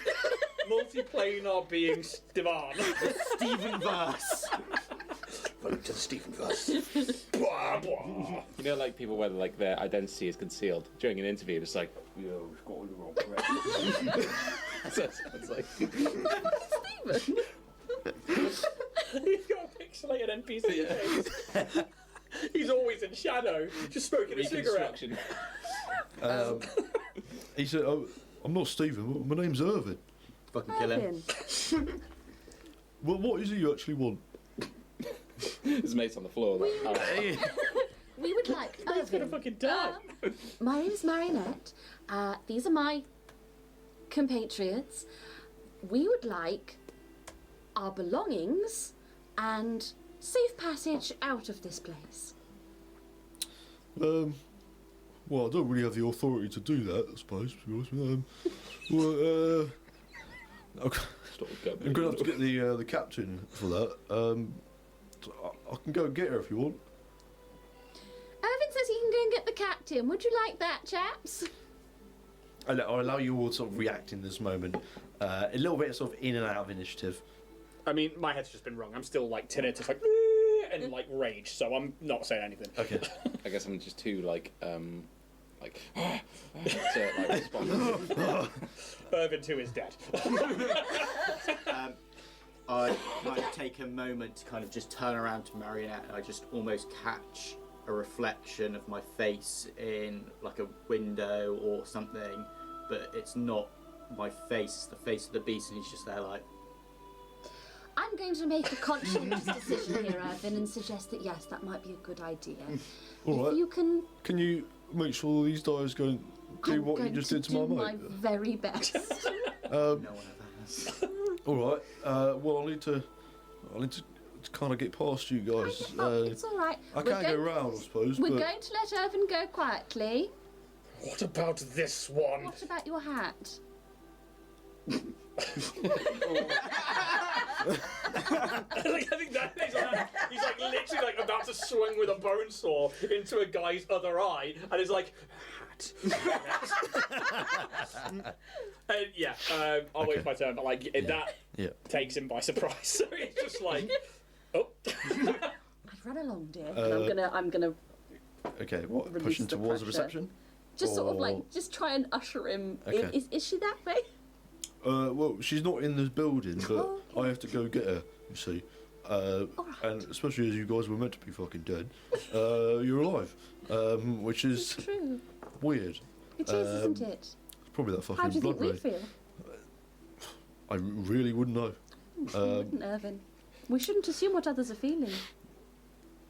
He doesn't know what to say to that. He's like, Jack's emotional range doesn't stop there. he's like, I'm gonna go round, I think, because I don't. These guys look like they're about to stab me in the eye. Yeah, I'd go quickly. Okay, and he will go back aware to where the morgue was. He will go into the fridge door, and he closes it behind him. Cries. So he has left now. Do you guys want to continue the combat in this moment? As like his mate is kind of like, oh god. So, like, It's Fear has looked away, and he will put his hand to this guy's throat and try and like just push him against the wall slightly. And it's just like, is your friend going to behave, or are you all dying here? He's like trying to speak, but he can't. Release it slightly, darling. I don't know particularly well, but I think you do the right thing. And he just like throws him. Yeah, and he would just like collapse to the floor, just like holding his eye and a bit of his throat. I need a and hat. gashed open. He doesn't respond. He's just like too worried about his own well-being in that moment. Yeah, and I will, as an action, I will take one of the blood vials and just crunch the glass in my teeth and just start Okay. giving myself a hit point. But then the glass crunches itself at that point. Ow. For flavour, I'll let you have it. You'll have a hit point of blood. If no one else wants to be in combat, we'll kind of come out of initiative here. Irvin has now gone to find the captain and is going to. You will wait with us. And he like points the bone saw at the other. And the guy on the floor just like, I don't have much choice, do I? Look at me, I'm fucked. I haven't got a name tag. He's wearing a red shirt. If he moves, He is Marionette, now. if he moves, you kill him. Okay. And he will stay sort of like sat on the floor, just leaning up against the wall, holding his eye that's just bleeding, and his throat that's slightly like slit, but not all the way enough where he's just bleeding out. But he's just kind of holding himself together a little bit. And yeah, You really shouldn't a have sorry removed the sight. scalpel, dear. It's the first rule, never remove the object. Like one little eye just kind of looks at you, just goes. Yeah. Just in this moment of going, fuck off, that kind of thing. We will go to break now, I think. I think that's a nice little moment where the captain is due to arrive any moment now. We're going to have a small little break, everyone who's watching the stream. We'll be back in about sort of 10 minutes or so. So, ciao, ciao. Hey guys, it's Ian here. Just jumping in to say a quick thank you to our show supporters, Warrior Prince 3D and Battle Systems. Warrior Prince 3D are your one-stop shop for all your 3D printing needs, and you can use the code TOTHESTARS on their Etsy store to get 10% off your orders. I'd also like to shout out to Battle Systems for sending us out a loaded terrain to use with Bloodpunk. We are so grateful for your support, and please guys go check out the Battle Systems website. You can follow the links in YouTube or in the description to this podcast, and they should take you right there. Thank you to our show supporters, we really appreciate it, and I hope the rest of you are all enjoying this Bloodpunk podcast. Hello. We're back. It's me. Congratulations, Bloodpunk. I just got off and got the captain. So, how are you guys finding it so far? Bloody. Pretty cool. Well, yeah, pretty bloody. This guy better die. What do you guys think is happening? What's happening to your characters? Any sort of, little theories here and I there? think we're Jesus now. Maybe the Well, storm. just all four of you are We're all Jesus. blood Jesus. Look, Jesus. I think on a player level, something has obviously intervened with our death. On a character level, Veer just thinks this is another trick or a test or, something else is Yeah. that malevolent force. Okay. Any other theories? We're being toyed with by some entity or being. What that is, who knows? Okay. All right. Alex, food thoughts? I think Marcus is like, how the fuck am I going to get my gear back? Yeah. I think everyone's also theory. very, very worried about the fact that he's missing his equipment. Yeah. I think because obviously stamps. Yeah. Which obviously I'm not going to reveal anything now, but because obviously it's a cool thing that happens within the module book. Well, I say within the module, within character creation, within the parts, the things that you get for being a vampire as your race selection. Obviously, we're like, cool. That's really bad. I want to use it. Yeah, it's bad. It's really bad. Not having it problem. So I've got like 3 belongings, so I'm like, I'm fine. Yeah, Oh no. I don't even have pockets. Oh, yeah, it's that's funny. yeah. Yeah. A lack of that Kanrathian love is. Who knows what's happening here? You do. Yeah. Oh, that's right. I do. Feels good, doesn't it? Feels real good. Feels fucking good. How about we just fucking get into it, boys and girls? Or she. Wow. That's like people who say he or she. They only meant he, and then have forgotten to say she, and they're like he or she. It's that whole James Acaster. That's exactly where that's from. Is James Acaster. Just reminds me of Life of Brian. So, are you all just sort of like waiting in this corridor with a bloodied guard who is kind of sitting on his ass, just trying to hold his blood in his eyes? And So here's the problem: is I'm pretty hurt, and that guy's got some sweet HP in him. Yeah, same. Fucked. You tell me what you do. So, For now, Fear would be he's impatient. He's tapping his foot. He's just he's back to he was in the cell where he's like, yes, and then he could if I. And he looks at the guard for a second. There's a pause, and then he's like, but we did say we'd wait. We did say we'd wait. how long has it been since you've had blood? I know that you've just taken a vial. Yeah, I intend to However- take another one However long it's been since we've been here and been executed. because we did drink 2 of the guards in the last place. Did you Yeah. get to drink a guard as well? did. You did. Okay. Okay. All right. I wouldn't say that you're ravished Gagging. for it. Gooning for it. Gagging. Okay. That is my secret, Marionette. All right, I'm then. always gooning for it.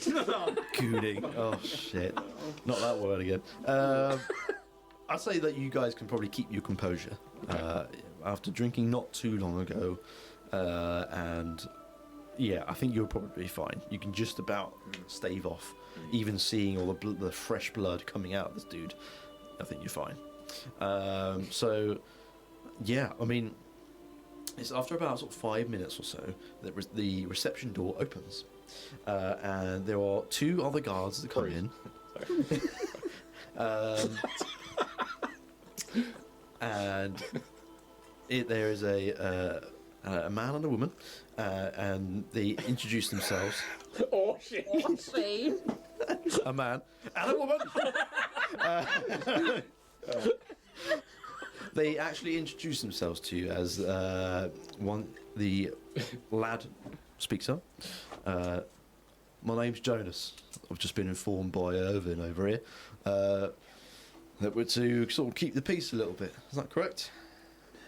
If possible, that would be most amenable. And Good. appreciated. Now the captain is on her way, but we have one small rule I'm afraid we must adhere to. We must put you in chains again. Not in the morgue, we promise not to kill you, because trust me, if we wanted to kill you, we would have done it already. So, What happens after we are in chains and binds again? you are to be interrogated. That worked out so well for us last time, Marionette. Different people, different places. Same bite marks on their neck.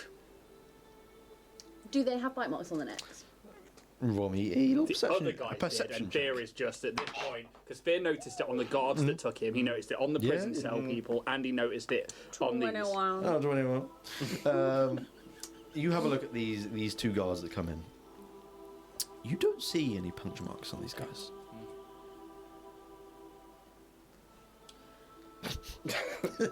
So, So, would they like some? We can't go! 60 seconds. None of us can go 60 seconds without... I do not know that the chains would be a good idea for most of my compatriots' current conditions. I think that everyone would be much happier for this. You say interrogation, but I hope it would just be a questioning if we were to be able to feel some sense of autonomy. Pardon the pun. this is intended to be more of a questioning rather than beating the answers out of you. Please choose your words more carefully. How about this? How about... And he, like, moves over to the other guard, and he's like, our friend here, and he's got the bone saw, and he's just like, how about we stay out of chains and I don't take this one's head? Intimidation check.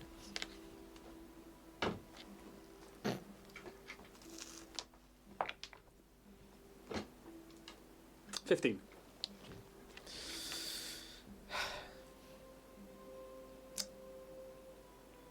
We're willing to make an exception. We won't completely bind you, but some level of restraint must be had. And we will restrain ourselves. Forgive me, but you are not trustworthy. And you are. Well, yeah, we are the law here. And you can immediately tell that this guard is very much more well-spoken than Irvin over there, who... He's doing his best. He is doing his best, but it's not good enough, is it? Phil will at least stand They up. seem He, a like, little relaxes higher, his yeah. pose. He's not dropping anything, but he, like, well, I'll show you some restraint then. We will restrain just but one of your limbs, not both. Does that sound at least a little better? Let me just get this in my head, Yeah. right? You're going to put one arm behind my back. He means like... he'll explain. You want to be chained to the walls of the storage room, which is just next to the fridge area, just over here. Which room was it? He kind of catches himself a little bit. I shouldn't have said that. It's like fucking angry, isn't it? I should not have said that. Storage room. There is, yes. Your belongings are there in the storage room of this place. Insight check. By all means, yes. Oh, man. Should I also insight that? Yeah. Because I think... Yeah. Anyone who's here can make an inside check on what Do he's... you have your bardic still in play? Oh, that's very true. You would. I only got a 9. Yeah, I'll let you have it. I'm going to hold off on the I bardic. will say It's that if gonna you run don't out use it soon. now, Okay. you will lose it. D6? Mhm. Okay. Dirty. 14. Sorry. 20, Dirty 14. Marinette? I think it was like 9. 20, 14, 9. 6. Mate, oh, your rolls. Shit. Yes, they are. No, sorry. I bring up the little dice. You two. She's telling the truth. She's telling the truth. You sense that she has no Jonas is talking right now. Or he. Or he is And there's another one called Orhi? has no reason to lie in this moment, do you? If that's where... And he just looks to you, he's like, if that's where things are, then maybe we should go with the nice people. They seem lovely. Yeah. And the female actually talks. She's Unrealistic. Unrealistic. She has a speaking part. And the other one mansplains it to her. Look, first day. This is how we do things here. This is what she actually meant. Says exactly the same thing. He will pants the Bonesaw. She will introduce herself. My name is Miria. You will be treated correctly. We won't, like Jonas has just said, we will not beat you. This is to purely get answers from you. You have arisen from the dead. We need to find out kind of how, and we need to know more about where you come from and your crimes.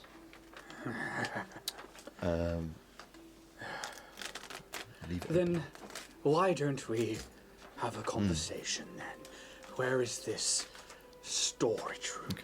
Jonas will lead, and he will go towards the door that goes to the fridge. He opens it up and he walks inside and he beckons you to follow. I think, like, as he walks past the guard on the floor, he's like, put some pressure on it. Don't just bleed. What the fuck do you think I'm doing? Language. Shut up! We have no power in it. You have no power here. You follow him inside the fridge? Yeah. Yeah, you Cool you room. follow inside, and it's quite a bare room, but the one wall has these small hatch doors, and you can see one of them is open currently with this similar to the ice cold morgue tables. One is drawn out and it has a body on it. Clearly, it hasn't been cut open yet. It is a fresh cadaver, if you so wish to call it, and you can see on the back right of the room It's as like you a enter. rave going on. That was a Blade reference. I get it now. Yeah, fair. Jesus Christ. It's Jason Bourne. To the back right of this room is another door, and he also opens this door and goes inside. And if you follow, it is a storage room. There are boxes stacked up. You can see there are a couple of open sort of like chests, and on the far end of the room, as you enter from this side, you can sort of see your belongings. I think, Fear, perhaps you see the edge of your coffin. You see like your clothes, any weapons you had. It is definitely there. Just Not the parrot. Best video on the internet. it's not neatly put away, but it is just kind of chucked into kind of one area. It's just belongings are there. We'll sort it out later. Kind of vibe. Oh Christ, voice break. There is a table that's kind of put up onto the wall, and Jonas brings this table down into the centre of the room and puts on its legs. And you can see there are some metal rings attached to the one side of the wall with some chains. And Jonas gestures and says, "We will attach you here. For Fear, I believe her name is. We will attach only one arm. If you give you any sort of semblance of freedom, we will allow you to do that, but we can't allow you to just be completely hands-free." And like he's just fixated on like the coffin, the hopefully the hat. And he's like, yes. And, like suspiciously like looks around the room and then we'll like move over to the table. Okay.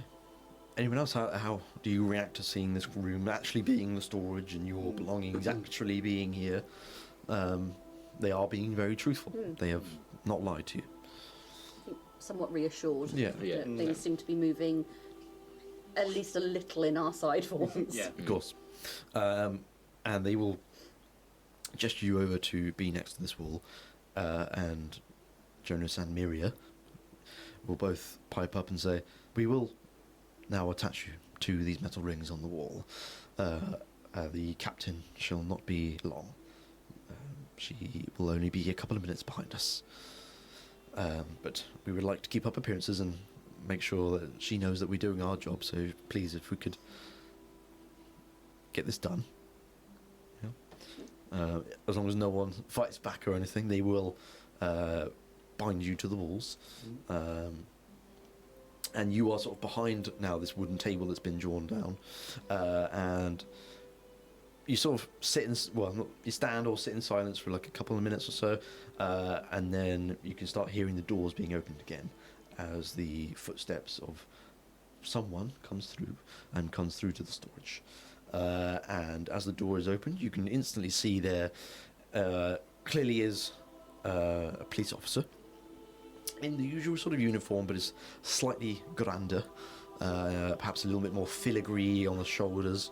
There are a few stripes that sort of clearly outline that this is someone of higher rank.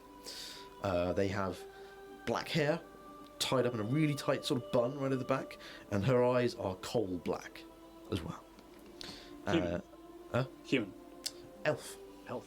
You would see that there are some pointed little ears. Any puncture marks are visible on that neck? You're making her perception check. Neck. A neck. Oh, that's a cocker. That's so cock. Cocker. A 13. A 13. There are no puncture marks on this lady. Good. Good. She stares at you all, and very sort of almost military-like, and walks over to the other side of this table.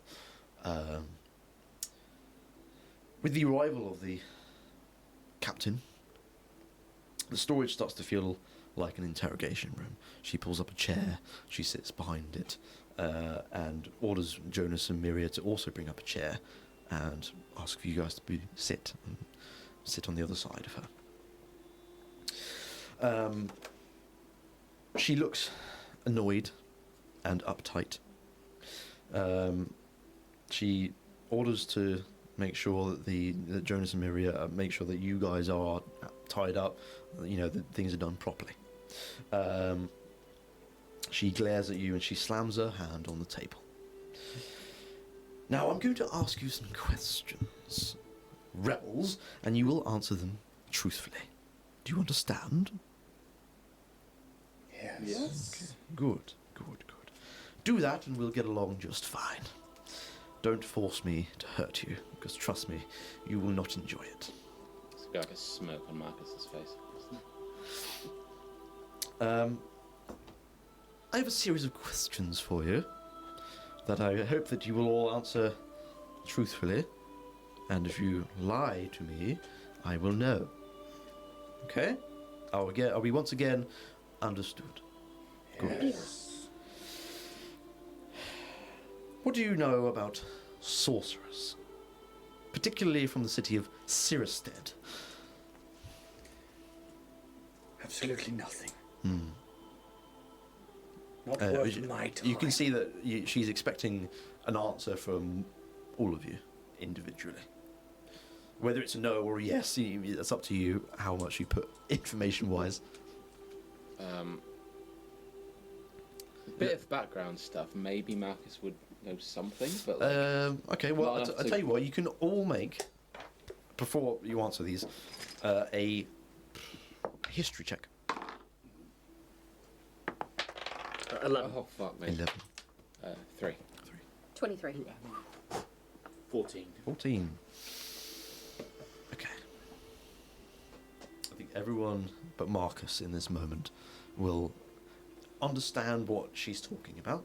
So there is one other major city in the land of Tolia, and that is Cyherested.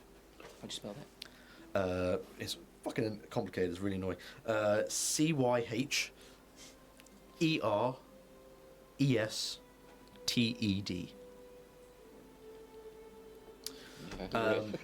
You guys would know. Yeah, that phonetics is going to piss me off. Yeah, it's not Cyherested, it's Cyherested. That's how I'm So going to annoying. call it. Dear Dream Realm storytellers, How do you pronounce that? Do a TikTok or something. Oh, It's so much different. There's different things it could be. It's ambiguous. I was mixing up with Tolia as well. I was like, Tolia? Because it could be Tolia. Christed, it could be Christede, it very could be scary. Cyherested. Yeah. Serious dead, isn't it? You're awake. Hell's bells, you're going to sleep for centuries here. Yes, sorry. Everyone but Marcus would know that the Cyherested is the other major city in Tolia, and it is run by what's called the Prime Sorcerers. They haven't been seen in years, but people know that they do run the city because someone has to. Decisions are made, and it has to be by these Prime Sorcerers. But there is an element of bad blood between Cyherested and Kanrath. Okay. I will reaffirm my answer then. Okay. Yeah, obviously, like, I should have made you make history checks. Yeah. But yeah. So I think like he would lean into that, and he's like, "Oh, I know about as much as everybody else should know. They are always in the shadows." And he like looks to the corners, and like his eyes leave her neck, and goes like, "Always watching, like the first vampires, not seen anymore, like the king, but yet they rule." No. But you mean something more. You mean something now in this moment. I'm afraid we know nothing. Okay. I will give you a little bit more information on Cyherested. Cyherested is known for providing the material that's called angst. And this incorporates a lot of the machinery, even in Kanrath. Even the lamps, the blood engines, the weapons, even everything that is technological will contain angst. Kanrath supplies the blood, and in this sort of relationship between the two cities, they can make great things, but it puts them at odds, and that's why Cyherested and Kanrath have a sort of working relationship, but are secretly both vying to be the one on top. So yes, the captain asks, what do you know of the sorcerers? And obviously you've given your answer. Over to you three, whoever wants to answer first. Marinette will basically reel off factual information, Fair enough. citing sources, Okay. but it's all very much like History 101. It's the sort of the stuff that they'd have from textbooks and things, and I think probably with a little bit more of Kanrathian bias. Okay. Yeah. All right. That's fine. Well, you two. I don't think Briar would know hugely that much on that. I think you know of it, but not too much much of it. Yeah, that's fair enough. I've heard of it. My knowledge in this department isn't enough to have an input. She nods her head in sort of a knowing agreement that you have been truthful. Marcus, what do you say to this? I guess similar to yourself, like he knows it exists and he knows like the basic stuff, but a lot of his time, a lot of his expertise have been spent in Kanrath, so he doesn't really have more to offer than that. Well, you can tell that all she wants is just nothing but the truth, and whether that means that you just know of things, that's fine. She accepts your answers. On that note, are there any sorcerers in any of your families? I'll say no. No? That's the twit I am aware of. She nods her head again. Okay. Well, let's move on to a different line of questioning. Are you with the terrorists that attempted to bomb the train stations? No. Can I just ask, when did that happen before we were arrested? I'd say this is probably the first you've heard of it. Okay. Obviously, you were all arrested for some sort of reason in the beginning. You can. I'd say you all get the vibe that she wants to just background check you. She wants to know exactly where you've come from and where your ideals sit. Maybe I'll say like. So whether your answer obviously is like, I literally have no idea what you're talking about. Yeah. If you're being truthful, she'll know. I'd say it in a way like from the grave, like question mark. Okay. Bit sassy. It's sassy. Sasquatch. She kind of like sort of one eye just kind of like squints a little bit and is going, accept your answer anyway. You two. You were the terrorists that bombed the train station? I have no knowledge of any of these events. Okay.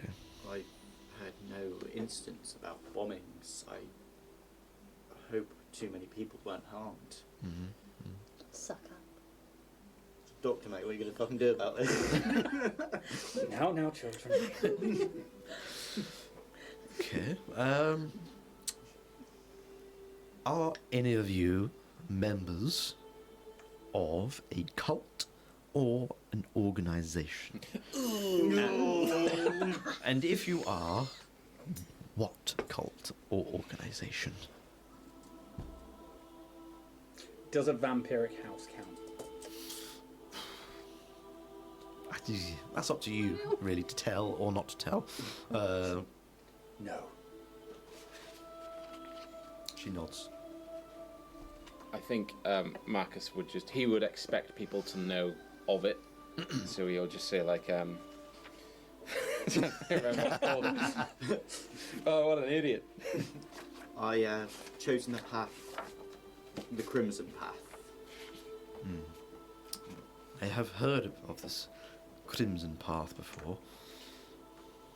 Unusual, but truthful. Understood. I would say the same. I am of the Crimson Path myself, though more specifically the Creed of the Dead Sun Risen, and I would expect her to know what that is, loosely. I think she takes a little moment to think, and then nods. Fair enough. I have no affiliations beyond that of the family to which I serve and those within my charge. And what family would that be, might I ask? That would be the Crassius family. Can I do a history check, see if I know who the Crassius family Sure. is? You want it like a little shout. He's like a little puppy. 15. 15. Are they tied to a vampiric house? You would know that they are a vampiric house in their own name. Are they noble? You know of them. Okay. You've heard, like, the name before, but not in any nefarious way. Okay. It's just been a name that's been thrown out and you've overheard. Yeah. Not in my investigation. Indeed, Not indeed. on my list. Hey. Got him!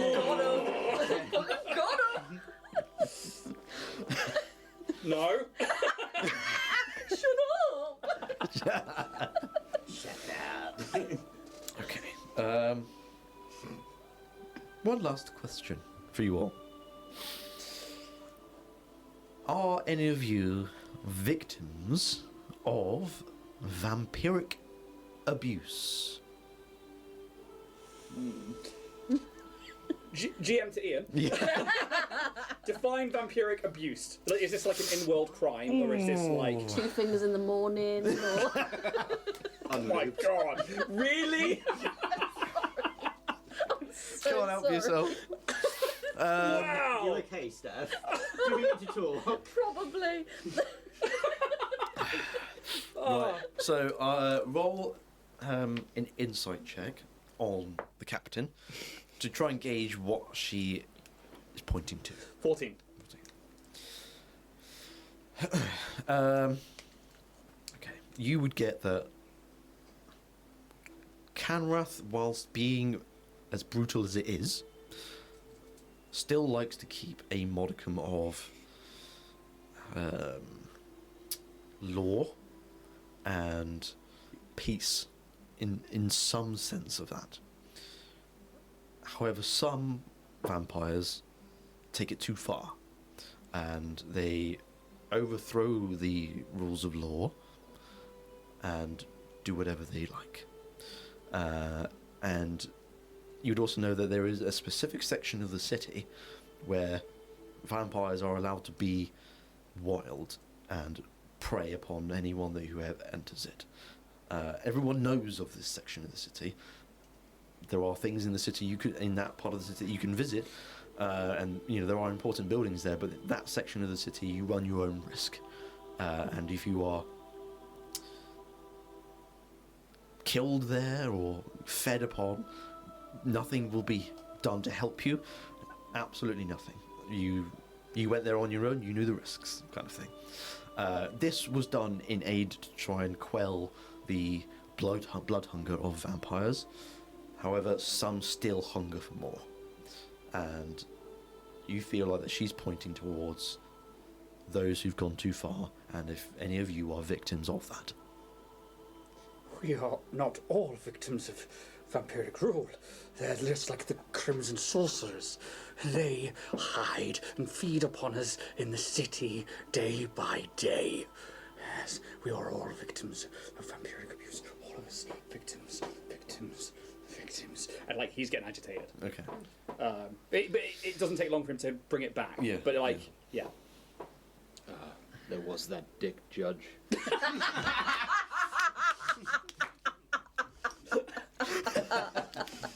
about all he knows, Immaculate. Superb. No notes. I think she'll give a. Okay. Yes, he can be a little bit impatient. Quick off the mark. More vampiric abuse. He abuses his power, but to an extent that we're willing to let go. He does much for the city. He is in a very high position. And he shouldn't Power. follow the rules then. Well, I'm but captain of the guard, but he makes the rules.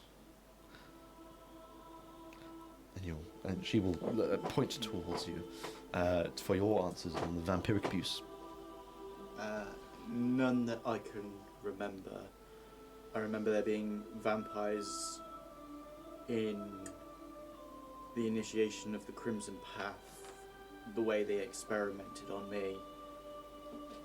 But what abuse, I can't remember that time. Okay. I can't remember anything of my initiation of the path. Okay. She nods to you all in a somewhat satisfied manner that you've all been somewhat truthful. That one, didn't I? The robots didn't talk. I need information from her.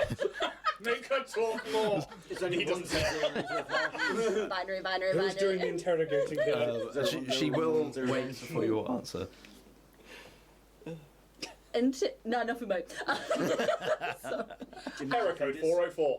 Until a few days ago, my answer would have been categorically no. However, as my compatriots have pointed out, false imprisonment, a midnight beating, squalid conditions, and then an execution with no trial does seem somewhat of an abuse to me. Again, she nods her head. I understand that what you have all gone through recently is something that could be considered abuse. And I know this may not mean much to you, but I do apologize for how things have gone. Things are a little restless at the minute, and information is hard to trust and hard to get. Clearly the lines have got crossed somewhere, and you four were brought into the middle of it. I have one very last question. Just a normal background check thing. We need to make sure that... Can I get them digits? What? Sorry. 60 seconds. Can't do it. Are any of you worshippers of the sun god? No. Okay. No. And as she goes to speak, the interrogation is interrupted by a loud noise of a door being thrown open to the side, and it's the door to the room that you're in. When you look at the door, you see a tall man, appears to be in his sort of late 40s, but looks like he's probably, well, he looks like he's nearing 60. He's not aging well. He's got swollen eyes with dark circles underneath, but thoroughly looks over the room that he enters. He's wearing a fedora and a very long brown leather coat, as well as a red loosely tied tie. Gene. And DCI Jean Coat? Battle ribbon. Alright, Bastards! and a white shirt that is not quite clean. It's clearly has some like drink spilt on it, and it's not quite, maybe one of the collars is not quite down. Milk and whiskey. Yeah. He traverses universes. Him and Stevan. And currently he's kind of looking down a little bit, and you can see there's a cigarette out of his mouth just hanging there. And you can just about see the bottom edge of his eyes. The captain looks over to the door immediately and almost goes for a weapon, not expecting this immediate entrance. And she kind of backs down and she says, "Well, look who it is." And this man then greets the captain with a glance before turning his gaze and fixes it on all four of you. "I've come to save your ass," he says in a deep voice. "Don't you worry, I'm dead serious." And he takes a puff of his cigarette, and then he looks up, and now you can see his eyes. What's the mustache situation? Yeah, what's going on that upper lip? He does not have a mustache, Damn it. but Gene is a master of disguise, though. Yeah, he is. But like the skin's clearly like very grey, where he's kind of recently tried to shave it. I think perhaps when he's got like a little bit where he nicked himself and he's got a little bit of tissue on it, that kind of thing. Definitely Jean. But he has very strong, sharp facial features. Not Gene. That's it, it's done. Sorry, no. Jean's all flab. And he's got sort of medium length sort of brown hair that kind of come under his fedora, and it's kind of flowing a little bit at his cheeks.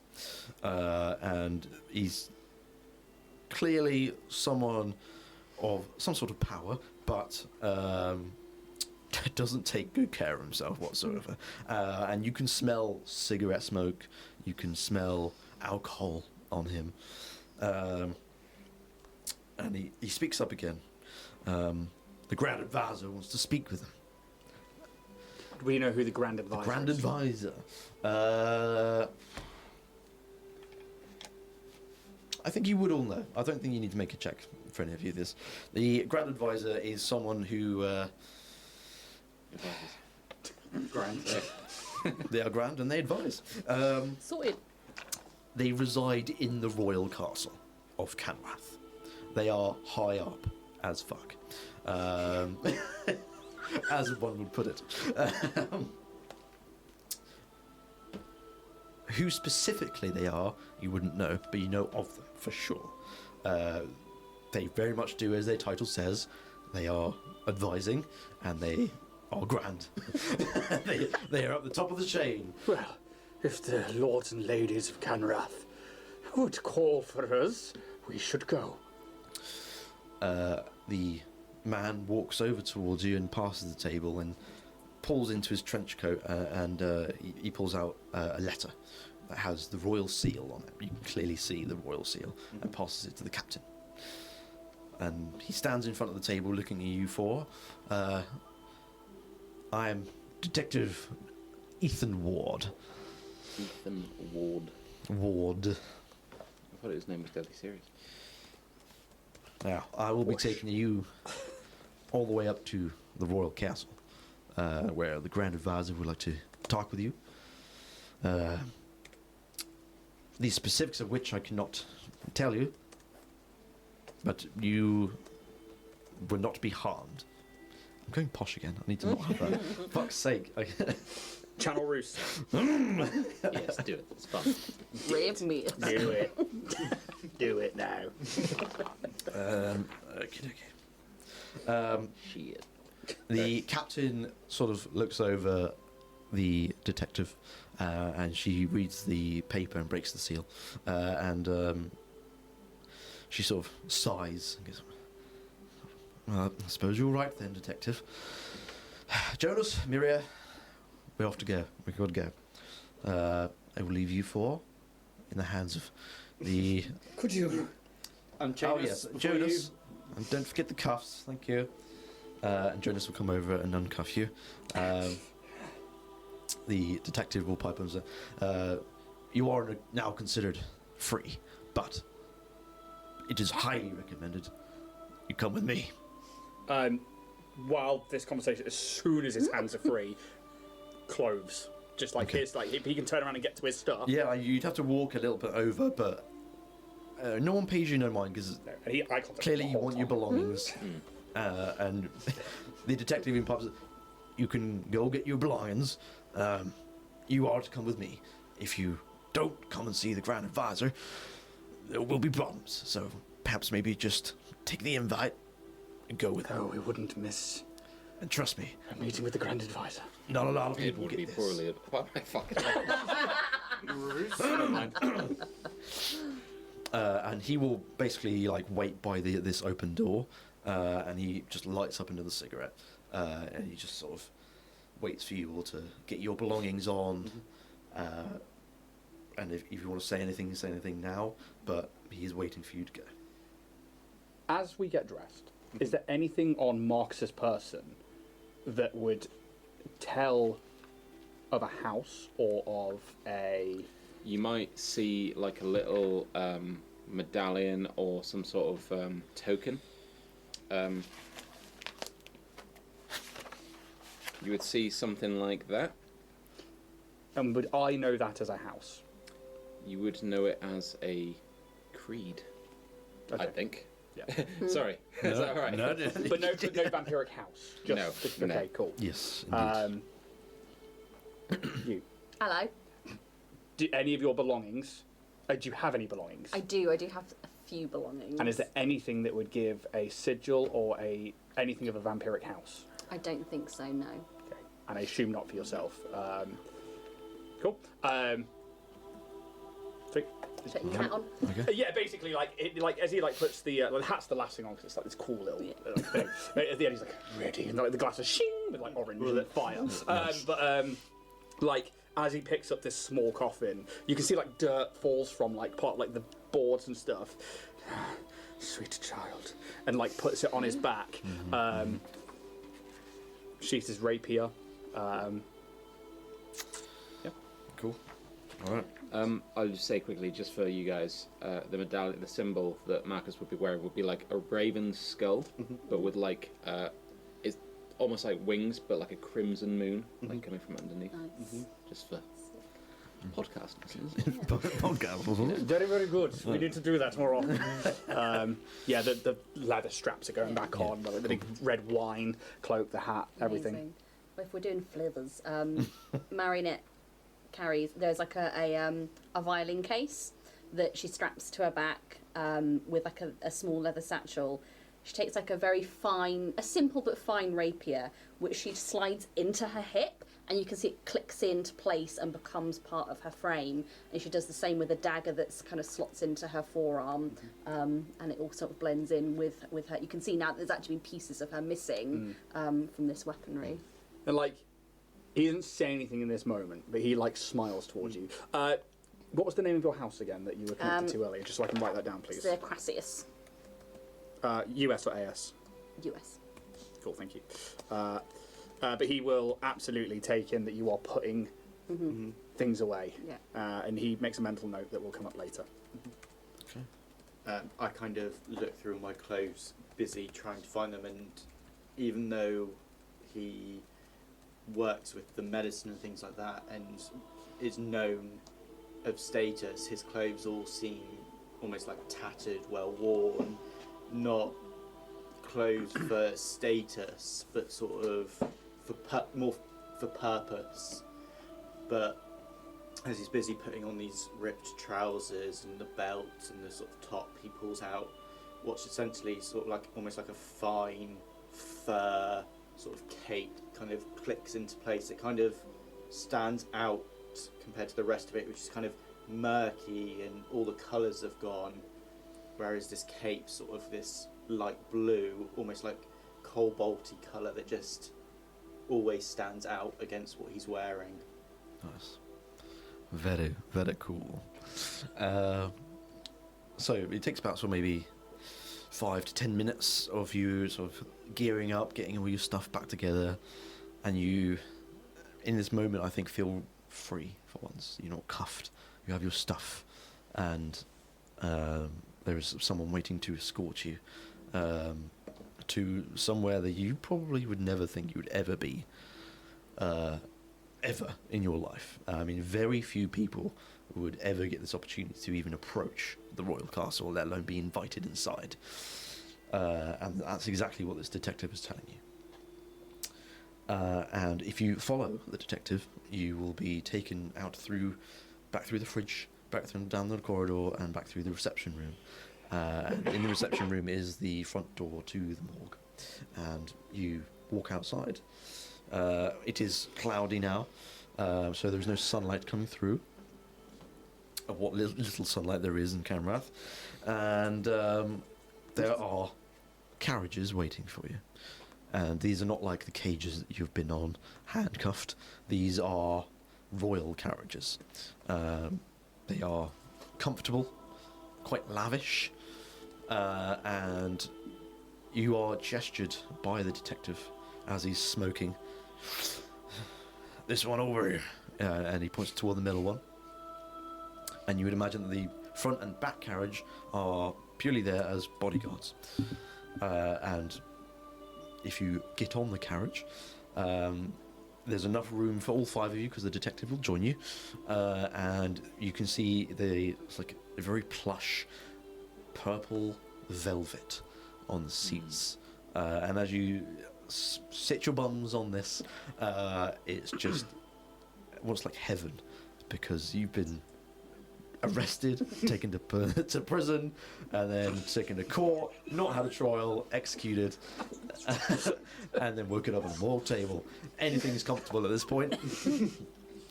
But you sit on this carriage, and it's quite dark and gloomy in here, but there are some windows leading outside, and the detective joins you inside this carriage, and you end up moving along as the detective makes the noise, bangs on the front of the carriage to let the driver know, let's get going. Next up, Barovia. We're going on a trip. You're funny. Come back.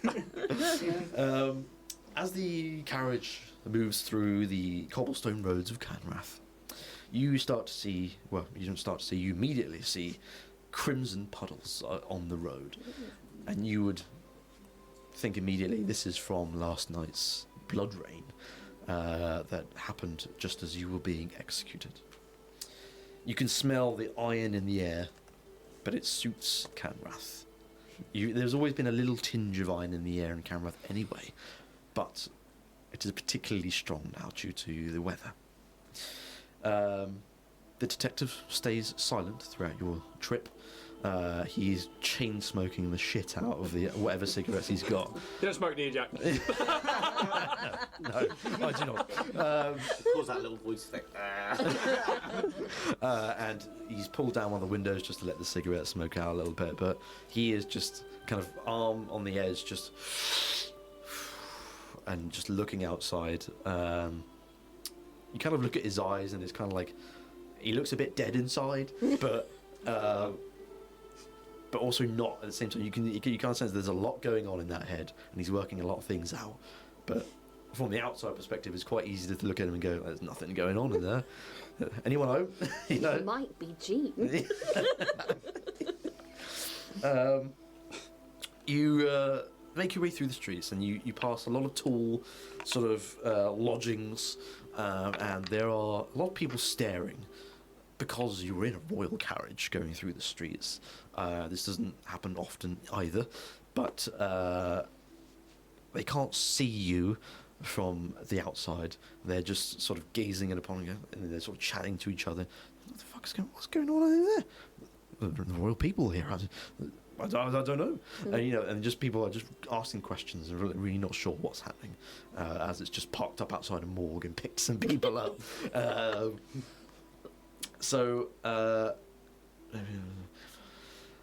Yes, and eventually you go through various districts.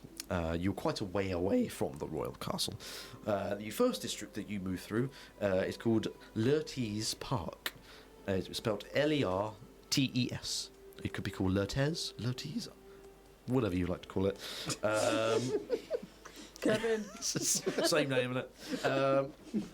The district is a commercial area with quite gorgeous and colourful streets. Quite a change from the normal Kanrathian architecture. There's just a bit more life to the places. There's more plants, and it's a bit more just homely. As you pass through, you see there is a train emitting blood-red steam that seems to be going past this park. And there's a crowd leaving the station, which is nearby, all holding their suitcases and sort of splitting off into all sorts of different directions. And they're having to sort of avoid you as your royal carriage is being taken through. Does it look like it's been the subject of a bombing? You can't tell from here. It clearly is functional. There's a train moving and it's puffing out smoke as it's moving along. So you're not sure where the location of where these bombings were, but clearly it's in working condition. The next district you go through is quite the opposite from this Lurtes Park. This is the district of the Angst refineries. Angst, when refined, produces a lot of Angst dust. And if entered into your lungs, will it quite easily can kill you. And if you're not resilient to it already, you don't have to be here for long, and you will probably die. So the people that work in these refineries are gradually, over time, sort of made more resilient to the dust. Just building up, it's like a natural immunity almost. But the air is smoggy. There are just black puffs of smoke coming out these huge tubes, out of these factories. It is a horrible place. You can see, just as you sort of reach the centre of this district, there are some young teenagers that are basically trying to hold up some Angst worker, and they're sort of threatening him with knives, and you can hear them say, "Give us your money now! Come on, do it!"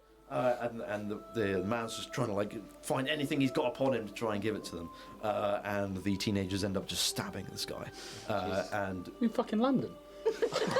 I'm born in it. They take the money off him, and they just straight up just shank him, and he's on the floor just bleeding out, and they turn around and see they see the royal carriage, and they get startled, and they bolt. But the few enforcers that are on these other carriages don't pay any mind to this clearly a crime that's just happened. They don't care. They've got a job to do, and they're doing it. The next district you go through is called West Ballast. This district is also industrial, but not as smoggy and angsty as the one you've just been through. This is very much for your normal working class in gangs. You can see there's a naked tiefling man that's on the ground. It's clearly very impoverished, and it doesn't have anything to his name. It looks like he's living out his last few hours in this moment. Just absolutely emaciated. He's not had any food. Clearly, he's going to die pretty soon. And eventually, you get to a place called the Freedom Square, which is just north of the Royal Castle. The Freedom Square is home to a large water feature in the middle, and around the square is a neighbourhood reserved only for the use of nobility in Kanrath. The streets are much cleaner and much better organised in this area than anywhere else in the city. While navigating through it, you would see a noble. Although noble, they look like a butler, and they're holding the hands of a child outside of a manor home, and the child is screaming out for their mum, and the butler is trying not to pay any mind to the child. But then he pulls the child inside, and you can see the child wasn't trying to like run away. You're not really sure what's happening there. So you can see, whilst there is a very noble stature to this square, everyone still has their problems that they need to deal with. There's clearly still strife, and you can everyone make a little perception check here, just a quick little off the cuff one. 18. 18. Okay. 22. All right, mate. 21. 15. Not bad, to be Mate, fair. it's above a 10, buddy. Yeah. Yay, good for you, champ. Get up, sport. So, throughout your trip here, in these royal carriages, you've noticed that there is less people than usual. And it is at this moment when you're in the Freedom Square and you see this child screaming out for their mum, that there is quite a large pool of crimson red liquid out the front of this manor home. It looks very similar to any of the other crimson puddles that you've seen. You probably could make the connection that the blood rain that happened yesterday killed a few people. And when I say a few, probably quite a few. Oops. Quite a lot. And, yeah. You would also know that the last time the blood rain happened was over 200 years ago. And I think the stories that would be known to you all is that when the founder was around, he summoned the blood rain to quell the rebel forces, and in doing so not only completely just disintegrated the rebel populace, it killed his own people too. It killed a lot of people, and this happened over 200 years ago, and it's just happened again yesterday. I'd say you probably gather all that. You then make your way through the Freedom Square, and what approaches you is a bridge, and there are about 6 vampire Kanrathian sentries that you've seen before at the courthouse before, and these are clearly protecting the bridge from stopping anyone to go unless they have an invite. And as your carriages sort of pull up alongside the entrance to this bridge, the detective opens the door to the carriage, walks out and ushers you out. He then approaches the sentries. I've got an invite for these guys from the Grand Advisor. And he shows you the bit of paper that he'd given to the captain earlier on.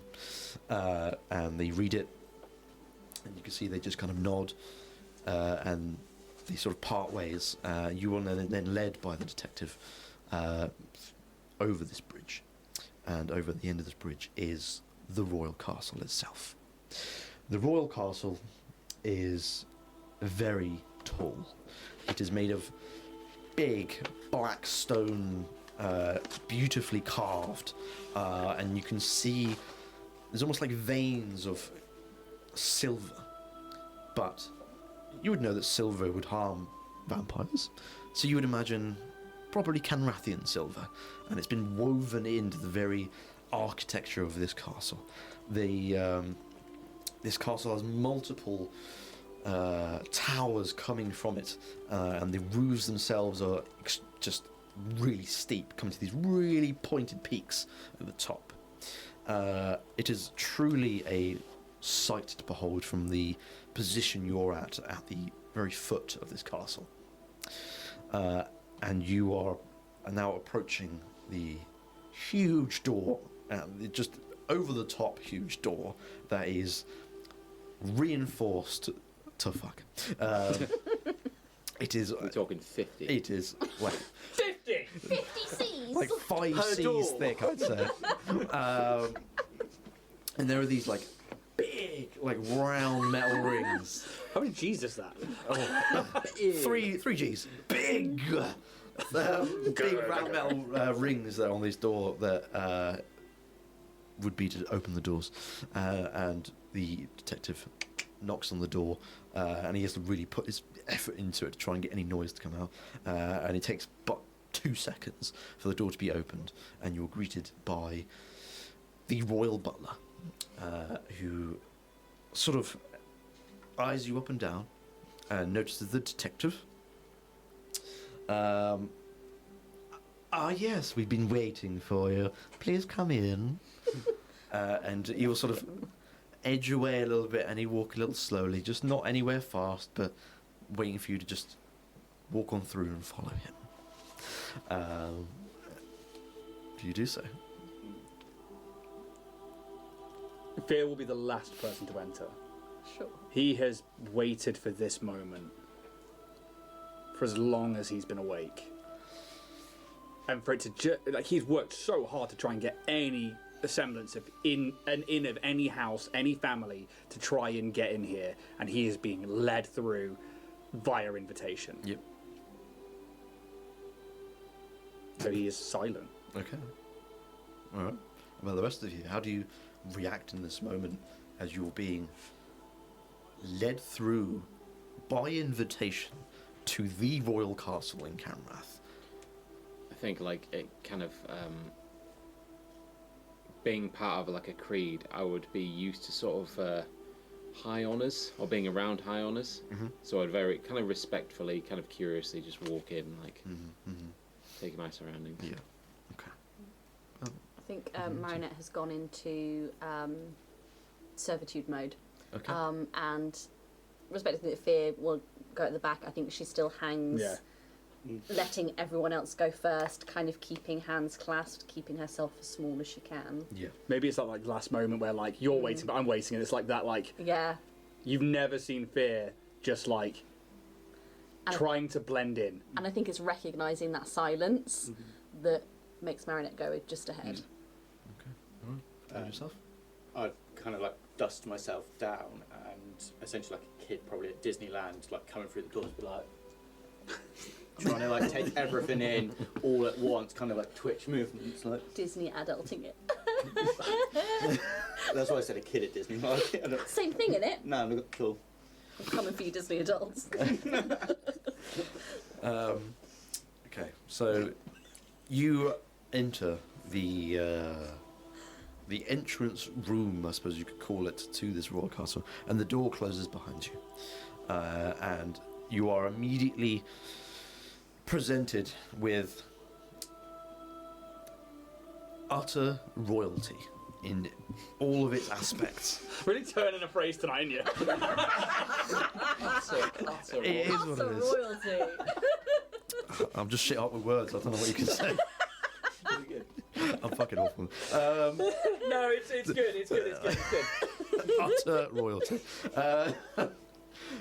There's crimson carpet with gold filigree around the edges, and you can see every little strand of every little bit of carpet is in its place. You can see servants are going to and fro from place to place, whether they're moving food or taking clothes. Or they're doing just all the chores, and they're doing it extremely efficiently. And you're having to sort of try and dodge and weave them a little bit as the butler just walks through. As it's expected that the servants would just avoid the butler. But the servants don't know who you are, and they're just going about their way, so you have to kind of dodge and weave a little bit. I'm not going to make you make checks to see if you know... Shoulder check every minute. Fucking get on. He would dodge and weave. Yeah, Yes. He is trying to blend in. Yes, yeah. That is wise.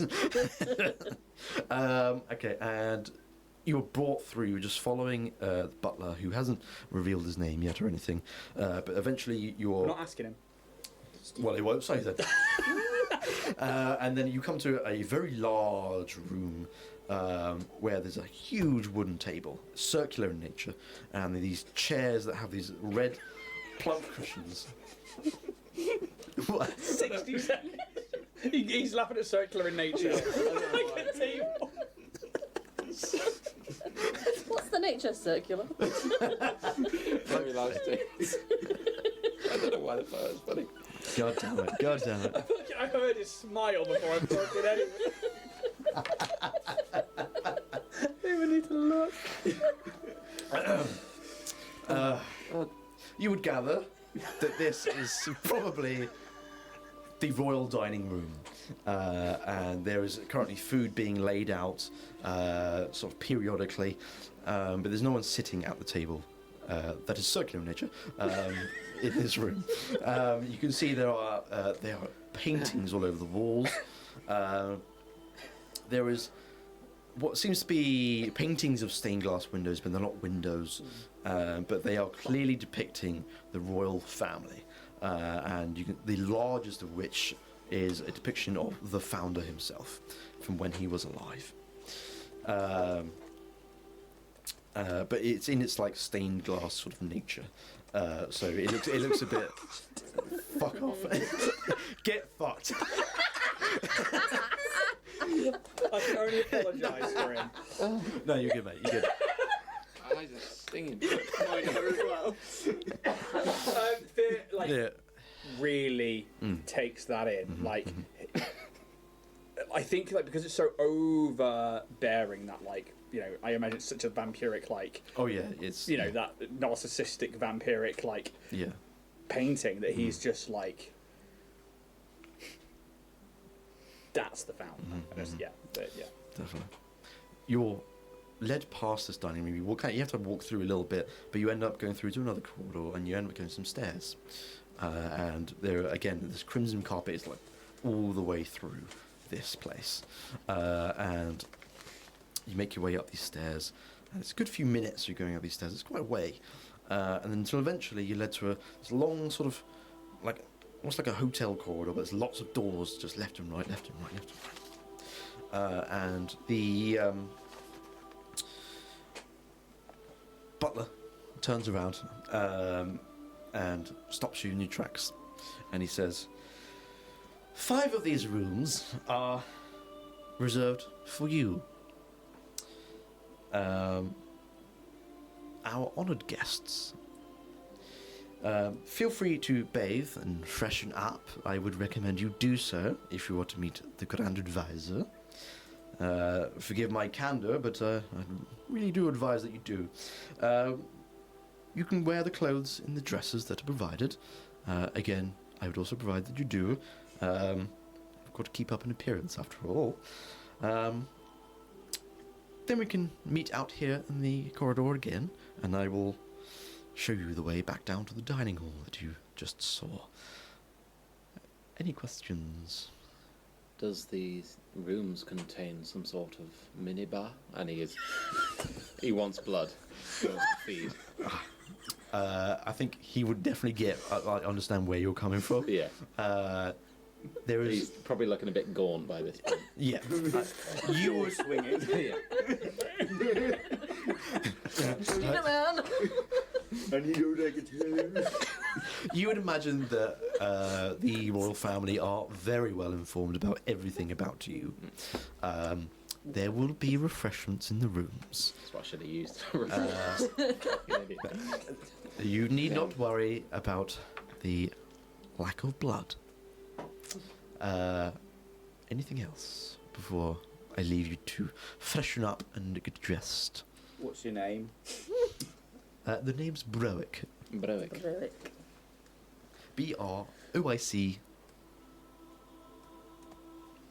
Broik. Broic. The butler. Would this... Are we entering the realms of like a long rest?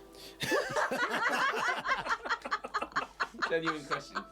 I'm fucking dying here. What's that? Level up, mate. Fear, is it like circular handles? Is it like What's the handle situation? We've got to know. These are just kind of like modern door handles, but they're just gold. He like keeps his back to the door, but like puts it down, and then we'll try and like go into the door. Homer Simpson. Yeah, kind of. He's being very subdued, very subdued, and he wants to go in without taking his eyes off the butler, but also while also still like slightly covering his face and stuff. It's. I can see you're all apprehensive, but trust me, you would not be anywhere near the royal castle if we intended to kill you or harm you. And, like I say, there are rooms for each of you alone. You can bathe, you can get dressed, you can rest, but I will be here when you're done. Thank you. Okay. Enters the room. He will then watch you go to your rooms, and you are approached with utter royalty. There's really large, these 4-pillar beds that have these draped sort of curtains all over them. And it is a large bed. It's like a king-size bed. Super king. Double king. It's not just a king size bed, it's a king size bed. Where is it? Fucking rolling out today. And you can see that on one of these side cabinets. Has anyone seen Three Amigos? You know, they're like, what does infamous mean? It's like, it means you're more than famous. So this guy in Wapo, he's not just famous, he's infamous.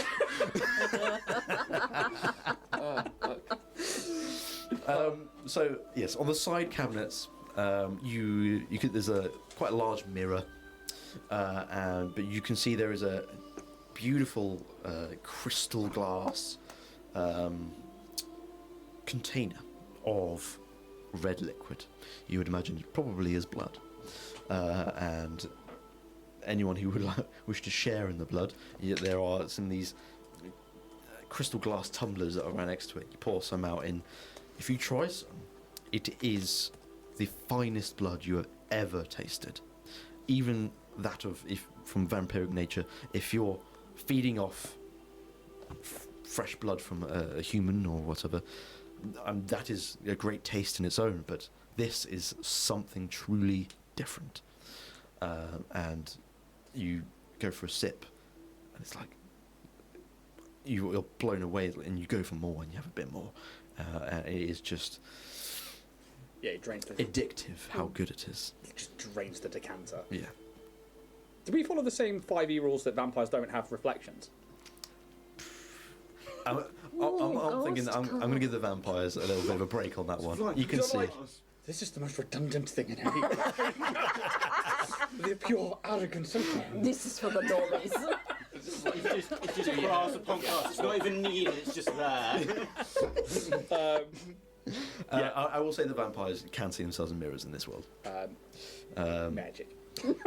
It's like silver, so maybe it's less of an actual mirror. That's fair. I'd say like each one of you has like an ensuite to it, and you can see there is a bath already poured. For fuck's sake. Filled up. Drawn, that's the fucking word I'm looking for. Thank you, Steph, for a lesson in vocabulary. Fuck me. You're fucking getting a lot in I'm this. fucked. This is what you're getting for the rest of the fucking Oh, campaign. yeah, absolutely. I do it all the time. Like, fucking, There's a bath the poured. first rendition of that book is Bath mostly me. Yeah. There is a bath drawn for you with like very hot water and Marinette's just going to pull the plug. Useless. What, yourself? You know what? It's now brass brush. Brasso.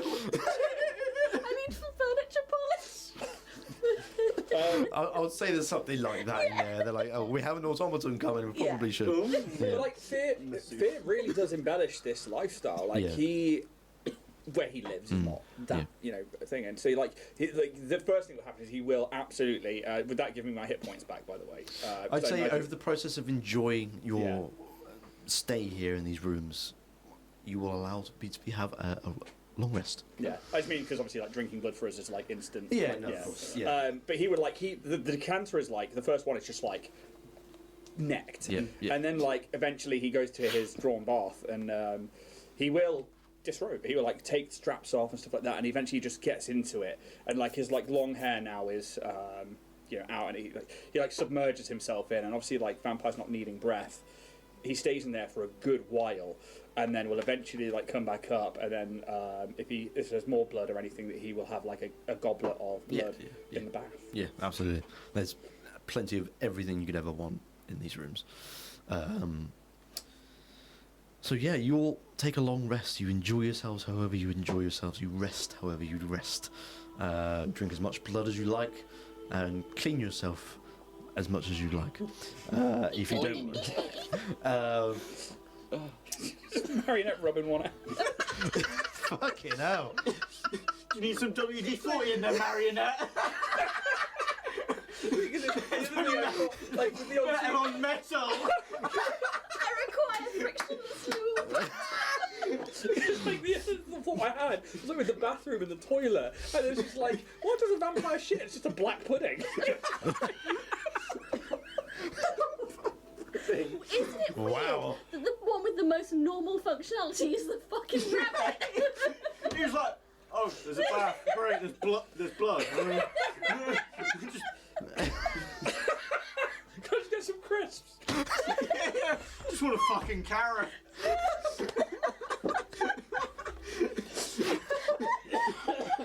Oh shit. Crack a crab. Like, she snaps someone's Oh neck. my god.